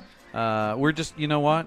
We might build a Taj Mahal press box just so we can go up and we can stream your games. And I'm sure you won't fight us on that. No. And so we have a beautiful setting out there and a beautiful field. And I know that's another big thing for you is your presentation of your field and how that looks. So I think the community is going to be really impressed. And that's also what Coach Todd brought to us. Coach Todd did an excellent job in the last 3 years of getting our field to transition to where it was, and it looked really good. He did nice things with that, and in fact, he brought in a whole crew, and we've done we've done a lot of work to our field as far as the ditch work and the water and all of that, and because we had water problems before, and we don't have that anymore. And I know that you, along with Coach Todd, are going to take that field. So if there's anything I can tell those Warrior fans out there is not only will there be a great product on the field, but there will be a great field to watch that product on. And also, if you don't have the ability to attend, don't worry. We'll have you on the Wes-Del Sports Network. So we look forward to talking to you during the season. Maybe even by then we might have the ability to have a coach's show and some different things that we'll be able to talk to you about and talk with Coach Mack. He seems to be such a popular broadcaster that we want to get him on the mic as much as possible. But I know about that. We want to thank you. We're excited. We're so happy not only to have you on the administrative side of things. You're such a good fit here with us, but we're just thrilled to have you as our varsity baseball coach. So good luck to you moving forward. And don't worry, you have 4 years of me screaming at you also as a parent, because my son will be up there next year as a freshman. And I'll let you know how I feel. Hey, that's all right. I appreciate it. No, I'll be good to you. We'll I'll be always, good to you. hey, with the microphone there, it might be a little different. That's true. That's true. Broadcasting. Yeah, I might not be able to broadcast it. I might have to leave the booth. But anyway, thank you for coming up at halftime, talking with us. We won't get into too much of you being a Shenandoah Raider. We'll try to. You're not anymore, right? That's right. You bleed maroon. Yes, that is correct. All right. We'll say that quietly. So yes. they know. But anyway, thanks for coming up, and we appreciate your time. And we're going to take a short break here on the Wes-Del Sports Network and be back with you in just about, I'd say, 2 minutes. So for Coach, we're taking a quick break here on the Wes-Del Sports Network.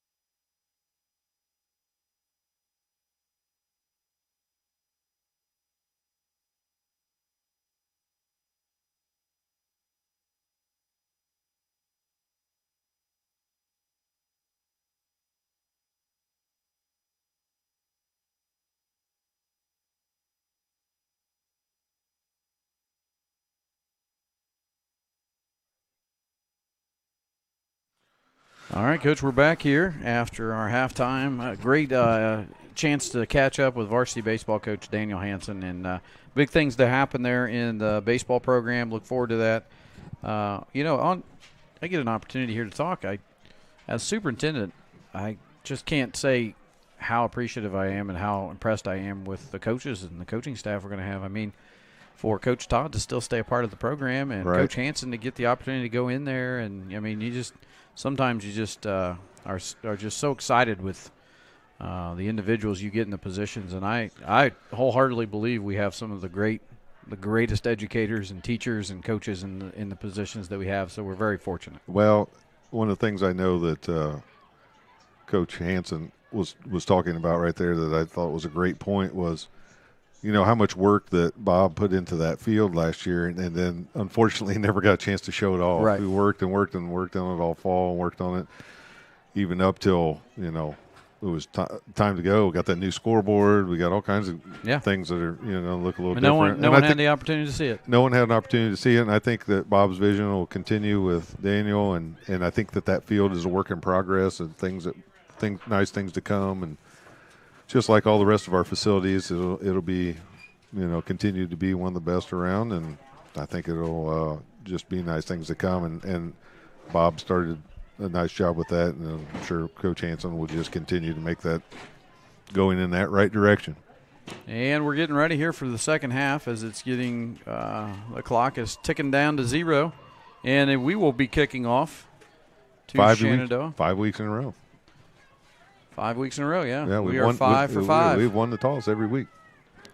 So, and we did say if you are on the air watching us and you see the live chat, and you want to drop in and say, "Go Warriors," we'll give you a shout-out here live on the air throughout the second half. I do watch that. I won't say we. Coach wouldn't know anything about a live chat. I don't. So I watch the live chat. I do the computer. I do the camera. Coach leans against the wall and talks. I feel like we're doing a live chat right here. We are doing a live chat. Well, it's better than last night. If anybody goes back and watches the middle school game, Officer Stafford, there's get there, grab it. And picked up there by Shenandoah. Anyway, on the if you go back and watch the middle school game, if you're really bored, not that it's the middle school play, but just if you want to listen to Scott Stafford and I discuss one-hit wonders. And we did a one-hit where he would try to stump me on one-hit wonders, and we did a lot of 80s ones, and he was shocked at the ones I got right. Wow. You know what one he got me on? No. First one he got me on was Artist, and it was Mickey, and I couldn't come up with her name, and it was Tori Basil. Yeah, Tori Basil. The one that shocked him the most was I got Video Killed the Radio Star, and that was the Buggles. Okay. All right. Blake Surface with the carry. Sounds like I missed a lot. You did.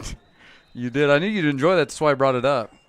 And so he's across there, about pick up a 5. Yeah, it looks like he picked up about 5 on there. A little nice cutback. Good blocking up front. Able to finish it off and make the tackle. I'm trying to update my chat here. I don't know exactly how to do that. Either it's not working or nobody's saying hi. That's okay. It's okay. Everybody's a little shy. So Goff in the backfield, he has number 5 with him back there. That's Ayers. And snaps away. It looks like a pass. It's coming down here to the inside. That is, I believe, number 8. Was that? Number 2. Number 2, sorry. That's Cole Hughes. Tackle initially made there by A.J. Nauman and then cleaned up with by Cameron Buckner. But after a first down, enough to pick up the yardage to get a first down. So it's 35-6 as we start the third quarter here. 11 minutes to play. And we apologize for any of the reflections, but we do have the light on here in the press box, and that's going to cause a couple of reflections on that side. That is a handoff to number 2 there. Finds a hole, finds some room, and he's going to take it in for the score. Yeah. A touchdown there by number 2, Cole Hughes. And it's now 41-6. It's like a couple of our guys talking something out there that didn't like the fact that there wasn't a flag? Well, no, not that. No, I don't like that. No, I think they were talking to each other about some coverage there on the outside. Somebody didn't contain that end, and it could have been due to good blocking, but looks like they're trying to figure that out and talk through it a little bit. So the young freshman kicker, Reddick, will be back again. He has been 5 for 5 or He's hit them all. they all gone through the uprights. We got a little bit of a situation now. He's scrambling to the outside. Now he throws.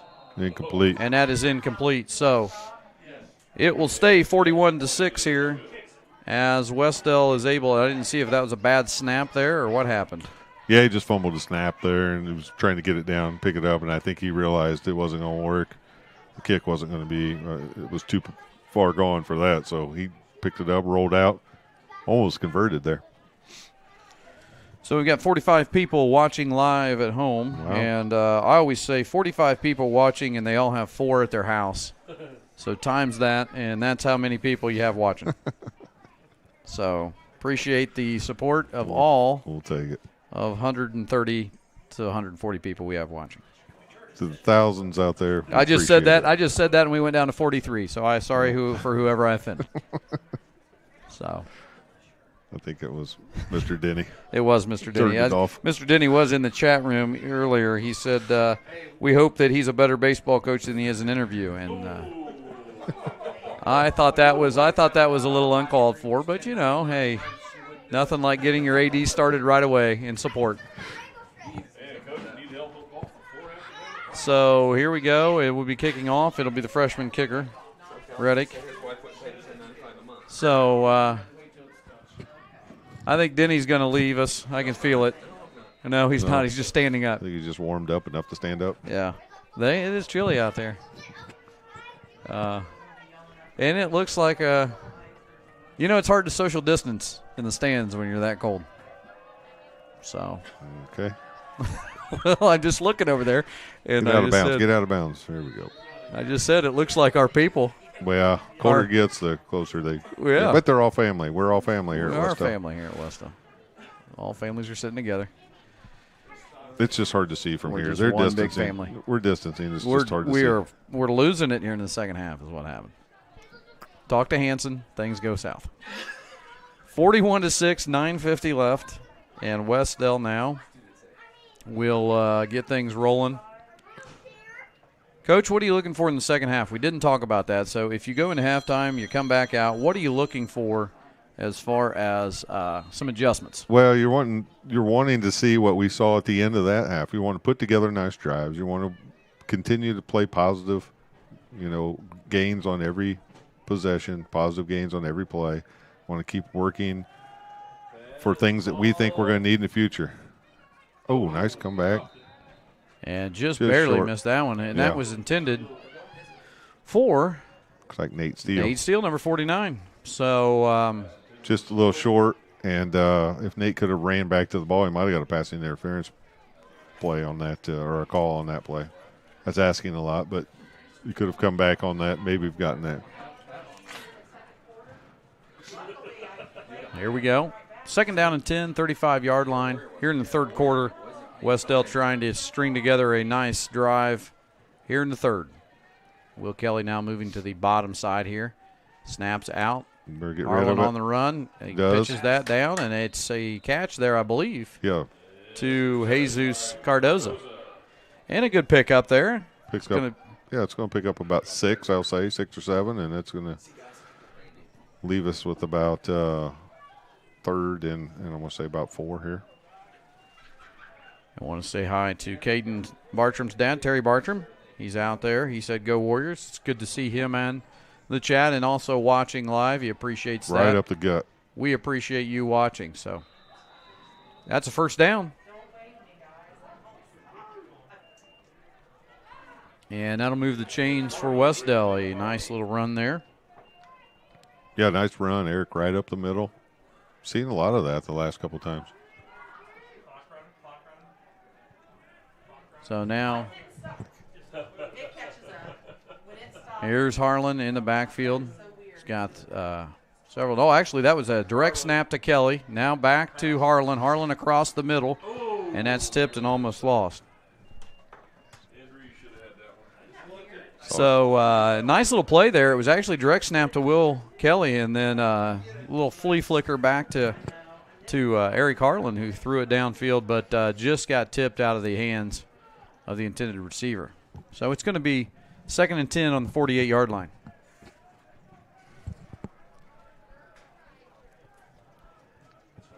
And here we go. Kelly in motion, empty backfield now for Harlan. And now Kelly's back in motion. Hand off to Kelly. They gave it to him. Yep. Comes down. He's picked up and tackled out of bounds just at the 50-yard line. Right at the 50-yard line. And we've tried that sweep a few times. Will's able to pick up positive yardage on it. Pick up about 3 yards. And so the positive yardage is bringing up 3rd down. 3rd down and about 8.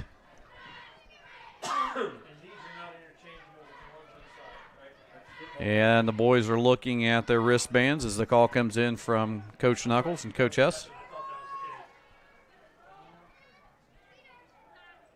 Ball's away. Harlan looking. Pass play. Got to get there. Oh, break that. And that is A.J. Nallman up there on the far side. Nice catch there by A.J. Like to see that roll out. Came back across the field, and A.J. is able to pick that up. So now it brings up a 4th and about 4 here. Obviously, at this point, we're going to go for it. And that ball is a direct snap, and it's going to be a push. Yeah, it's going to be and close. I think they might have, at the final push there, they got it. It's across for the first down. For sure got that with that push from behind. I'd like to see that. I believe that was Eric with the carry. Yeah, definitely want to see that push come from behind there. So we're in the situation where second half, so clock is running now, so we have a running clock. Injuries and scores, timeouts. And Harlan keeps it himself again. He's across to about 2. Ball might have came out, I believe. Recovered by Wes-Del. Calling it down. He's got 2 fingers up right away. Okay. So he was down on the play. Pickup of about 4. Boy, this whatever they have that's going right up the gut with Eric seems to be working, because every time we run that play, Eric's right up that gut. We're picking up 3 or 4 yards. And I would stick with it. Looks like they're bringing a couple of other guys right up the middle now. And now here's a drop back, and the pass is away. And just outside, I believe, of Nate Steele. And he had a chance there, but single coverage, but the throw was a little too far out in front. I'd like to see Nate finish that route off a little bit. I still think that would have been a little out of his range, but we've tried to go to that a couple of times now, and it's there. We just got to make a connection. 3rd down and 6, the 38-yard line. And I'm with Coach here. I don't know if I would get away from some of that run up the middle, but we are in the shotgun here. Well, it'll work right here. They backed off again. Nallman in motion, and now here's Harlan. He's getting some pressure. Oh. Sneaks up inside, but he is tackled there by number 54 for Shenandoah. Just didn't have time to get it out there. Didn't have time to see what was developing. Had a couple guys that might have been open, but not enough time to get it to them. That's going to push us back to about 4th down and 12. I would assume we'll probably punt here, but we may go for it. May keep them honest here. You never know.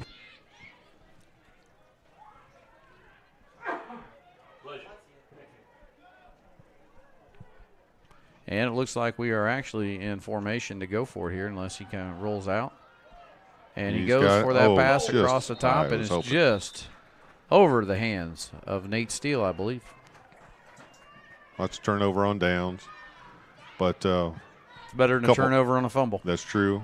We were able to keep that drive going, and a couple of plays that were open.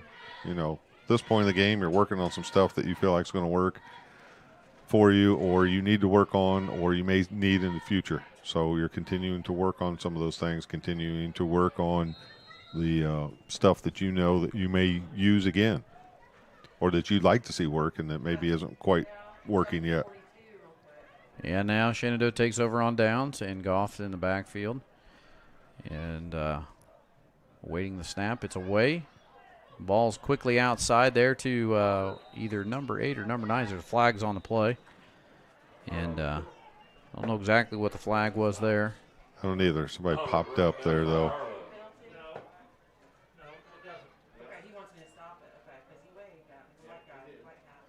Personal foul.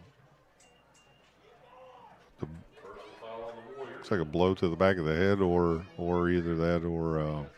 So if that's Coach, I got a question for you. You may Yeah. not know the answer. If that's inadvertent, they still call that if it's a blow to the head there? I mean, that's a 15-yard penalty. Yeah, I don't know exactly. I'd like to ask and find out what they're saying. Maybe targeting on that. They really have made a push to try to take away leading with the helmet.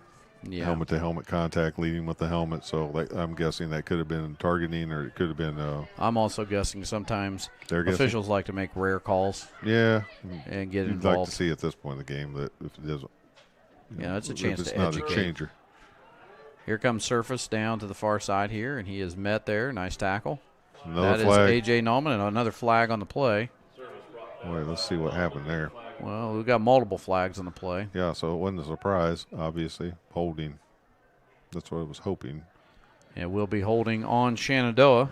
It was about in that position where that was about all it could be. We were close enough to see A.J. make that tackle and knew he didn't grab the face mask, so that was about the only option, I felt like. So that'll push the Raiders back. It won't give us the 15 back.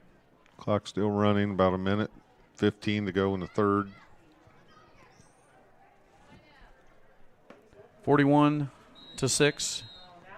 1 minute to go here in the third quarter. As we said, we are on the mercy rule, so the clock does run here in the second half, and that's why this quarter has moved along a little bit quicker. So that's passed out down here to the inside. That is a nice move to the cut there, and he's tackled by several. That is Andrew Bennett, number 81. Had Alex Harold out there playing a little bit, sophomore, getting a little playing time. And give a shout out and a hello to Charlie Mealy. She is out there, or it could be Mrs. Mealy. They are on and just said hi, go Warriors, so give a shout out to them. Probably Charlie, and we appreciate her watching. It may be Grayson. That's a nice little tackle there. Fumble. Ball fumbled, and I think it was out of bounds when it fumbled out. Yeah, it looked like it came loose there at the very end, but. So here we go. That should be the last play That'll of the be the quarter. last play of the quarter. And as we reach the end of the third quarter, we will take a short break here, and we'll be back with you for fourth quarter action here on the Wes-Del Sports Network.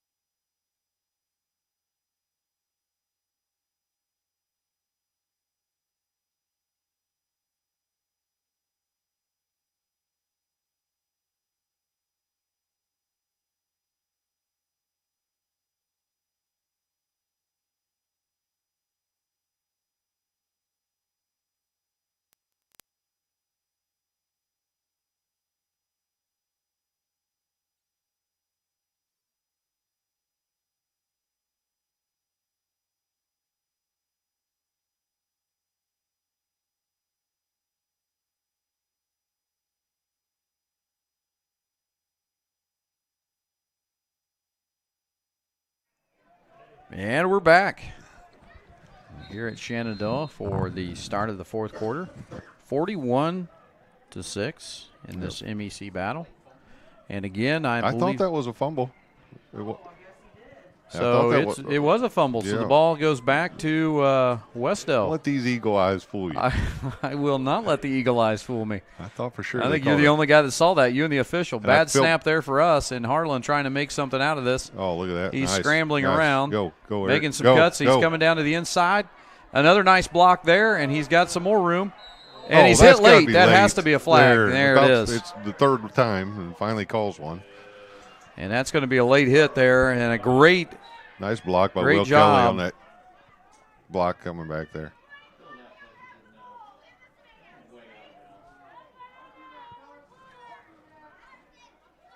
That was we're both kind of standing here watching, trying Yeah. to see what the coaches are asking, and sometimes you just need a explanation. But yeah, I thought that was clearly out of bounds, and but some of that, if you're a football player, some of that is on the official. That official has to blow the whistle. You're taught play till the whistle. Till the whistle, and if a guy's running up the sideline, you got to wait till you hear the whistle. So, I don't always blame the kids for playing through in a situation like that. A lot of times you wait on the official and that sideline official to blow the whistle, and I'm not sure he's either blown it hard enough. Maybe he has one of those electronic ones. Yeah, and I hate those. I hate those. Electronic whistles they need to be banned. I can't stand them. But that's a long line of things I can't stand that are never going to change. Yeah, I don't know if we have enough time. No, we don't have enough time in this quarter to talk about all the things I don't like. There's Carlos in motion. Carlos is in motion to the upside there. Nice little move under the inside, and now we're moving on down. Nice move and a nice block by A.J. Nauman out there on the right side. A.J. did because if A.J. doesn't make that block, that play gets blown up, and we don't make any yards on that. Nice block by A.J. And so it's going to be second and about 5, maybe a long 5 there on the 37. Clock running. Be a great opportunity here for the boys to score, though. Make something out of this possession.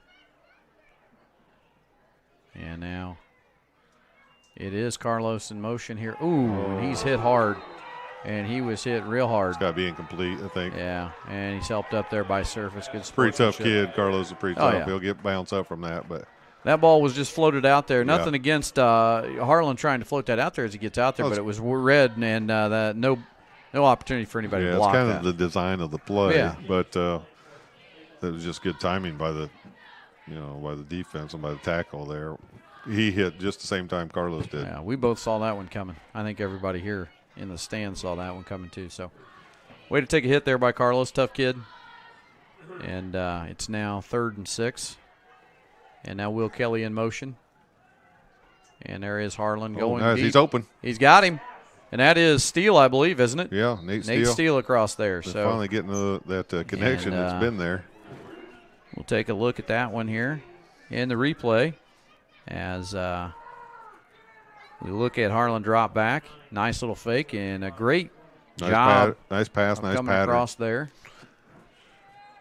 Here we are in our power formation. I forget what coach calls that. Maybe beast formation. Beast, something like that. And that's Harlan moving up the middle.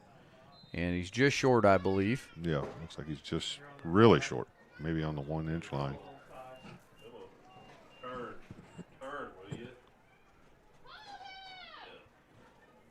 Want to say hello to Chris Bartram. So I got Right Let's Go Warriors there in the live chat. Hello, I'm Chris. not sure I would do anything. Well, they're going to load the box right here, but I'm not sure. I still wouldn't just try Eric right up the middle. And he's We're going to gonna go to throw the it. far side, and we're going to throw. We couldn't get that one quite there. And that'll put us at 3rd down now. I believe 3rd down. Yeah, we're going to be 3rd and inches again. So maybe Got a a timeout, or we got an injury down there. I timeout. think Got a Shenandoah player Yeah, we down got Shenandoah on the player. field. Give me a second to give a shout out to one of my old players, Tony Karagianis. I saw in there wants me to get more inflection, or what did he say? He wants me to. A little bit. Hey, Coach, let's hear a little enthusiasm in that commentating. Need a play-by-play voice like John Madden. I don't know if I want you to sound like John Madden. No, but let me tell you why he's used to me hearing a lot more enthusiasm, because I was always yelling at him at practice and telling him to get his butt where he was supposed to be at practice when I was coaching him at Yorktown. So, no, it was good to hear from Tony. I always like to see him. And here's a good opportunity. Oh, got a Wes-Del, flag. we got a flag on the play. Might be a delayed game. I wouldn't think so, but let's see what we get. don't know what Call we they make. Who knows make what here. it is? Waving that Oh, flag he's off. waving that flag off. All right. Well, yeah, he tried to make one up for you, Coach, but you're right. He decided against it. Well, let's just play. They're always right and wrong. So here we go. 3rd and 5. Empty backfield. Yeah, it's there empty. for Harlan. Eric's going right up the middle. And It's a he's delay. getting a There lot it of is. delay, There it and he is. is. There it is. And he is in, I believe, for the touchdown. Touchdown. So let's an excellent touchdown there by Eric Harlan didn't score for the Warriors. No, you got to hold him. They call flag on the called a play. flag on the play, it looks like. So, unfortunately, somewhere along the line there was a hold. Yeah, when the score is 41-6, that's great officiating. Yeah, that's true. You want to see them call. You always want to make sure they call absolutely everything, especially when it's 41-6. That's. I guess you got to call it the same way, Oh, yeah. no matter what the score is. It's got to be the same. Yeah. Even though you could call a hold on just about every high school play. But I'm glad they got that one. Looks like now he's going to go up and try to explain. I don't know what he's. We don't know. Well, he's trying. What he's saying is that's a 10-yard penalty, not a 5-yard. So the clock is running here. Yep. So it's down to 6:15, and it is going to be now third and whatever after the penalty. So I'm guessing now it's probably Third going to be 10. some kind of a pass play here. I'm going to guess it may be that slant pattern we've talked about before. Ball's away. Makes the There's- run there. Oh, he had AJ right there in And front. that is intercepted, I believe, isn't it? Intercepted in the Intercepted. end zone. Well, we've got an opportunity here, some time. Let's go back and see if we can take a look at what would have been Well, let's look for the hold. the touchdown run. All right, let's take a look at that. So go back and see if we can see this, Coach. Up through the middle. And I don't see a hold. See it on that one. I It don't must see have a been hold. away from the play. Yeah, it so was away from the play. These guys are still trying to figure out what game they're doing. Well, it's on the 20. Anytime it's a touchback, Usually, I mean, it's a good thing this isn't. most people have played enough Madden football and video games to know it. When you get that or any kind of touchback situation, you're out at the 20. I'm glad it's not a close game for these guys because I'm not sure they would be able to handle it. They've done such a good job, though. Here, Oh, there's a there's cut a up the inside there and tackled. Several Warriors in on that tackle. Like Xavier Snyder and Eric Lehman. Lehman and Snyder in on the tackle, says Coach. And so Jesus also in there. 4:44 in the fourth quarter remaining.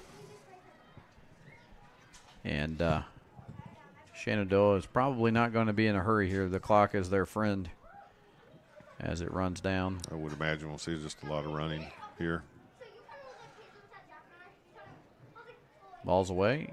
Hand off there. And that's Ayers, I believe. Ayers across for another first down for Shenandoah. Tackle made there on that play by Jesus Cardoza.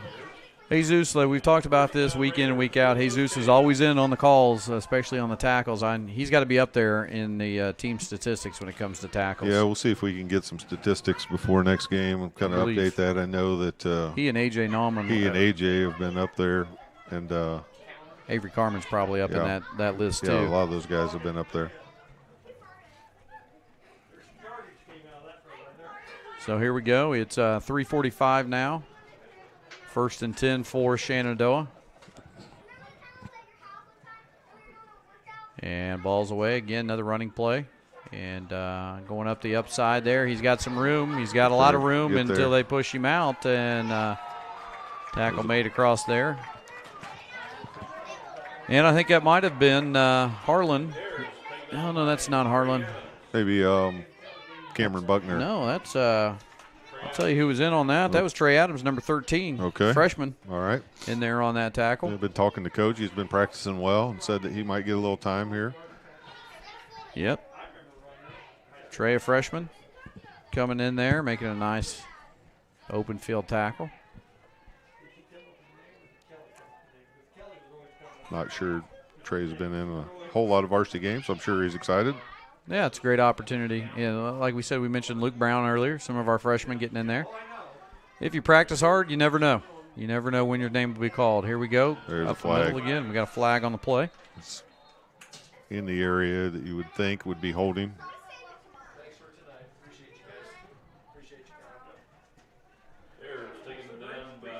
So we'll see. It is a hold on the Raiders. So that'll back it up a little bit.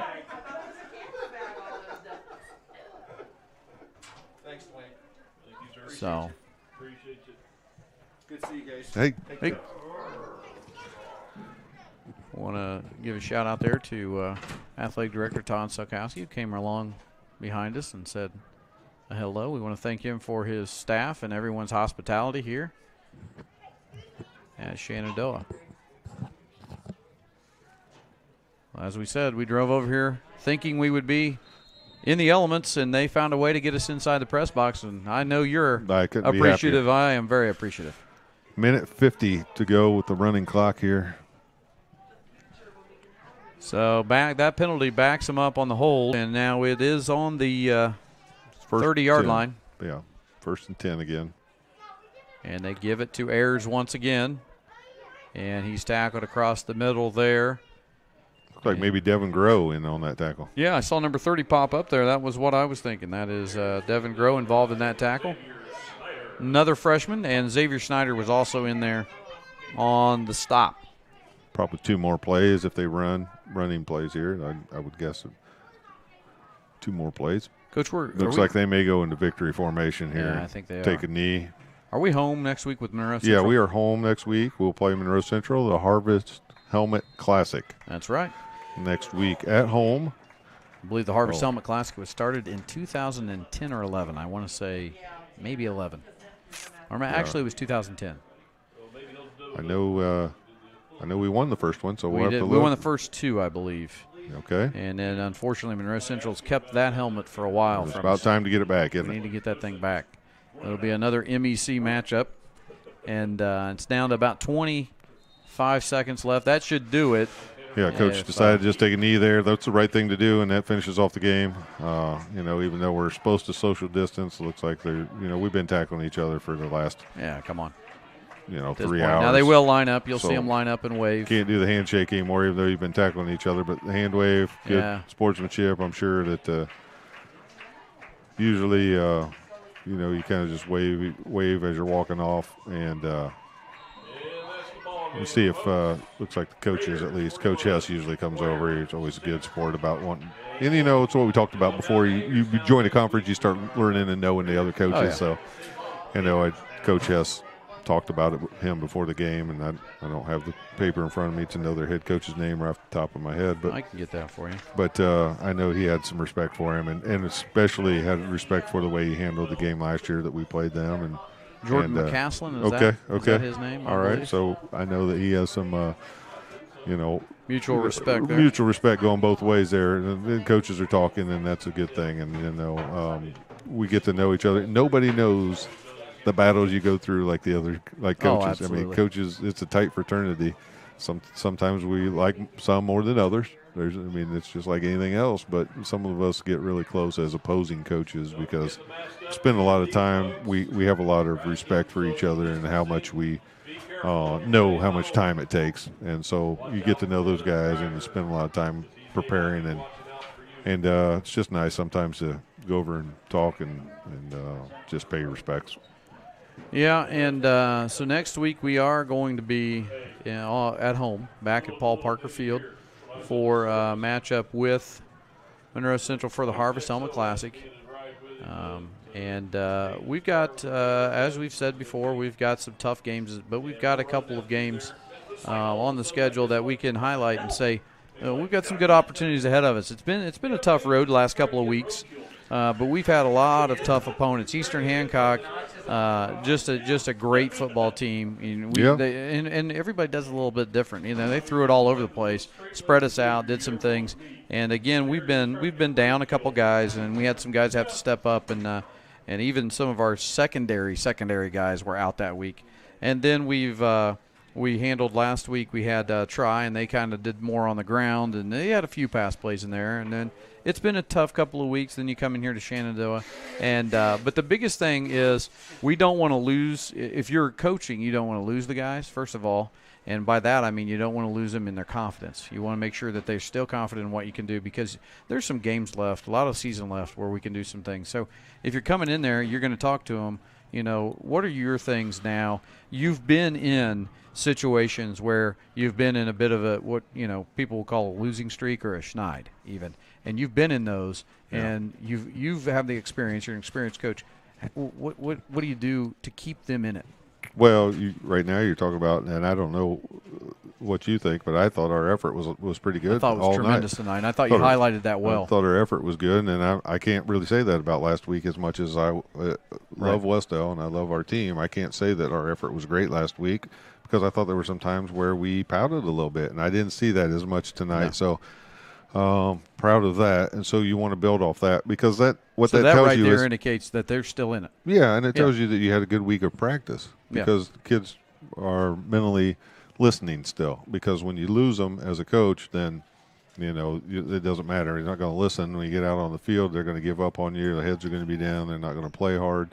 They're not going to give you everything they have. Well, I didn't feel like that tonight. I felt like our problems were turnovers, and our problems were a few other things that we will work on at practice. But again, I always say this to people when we talk about the other team's trying too.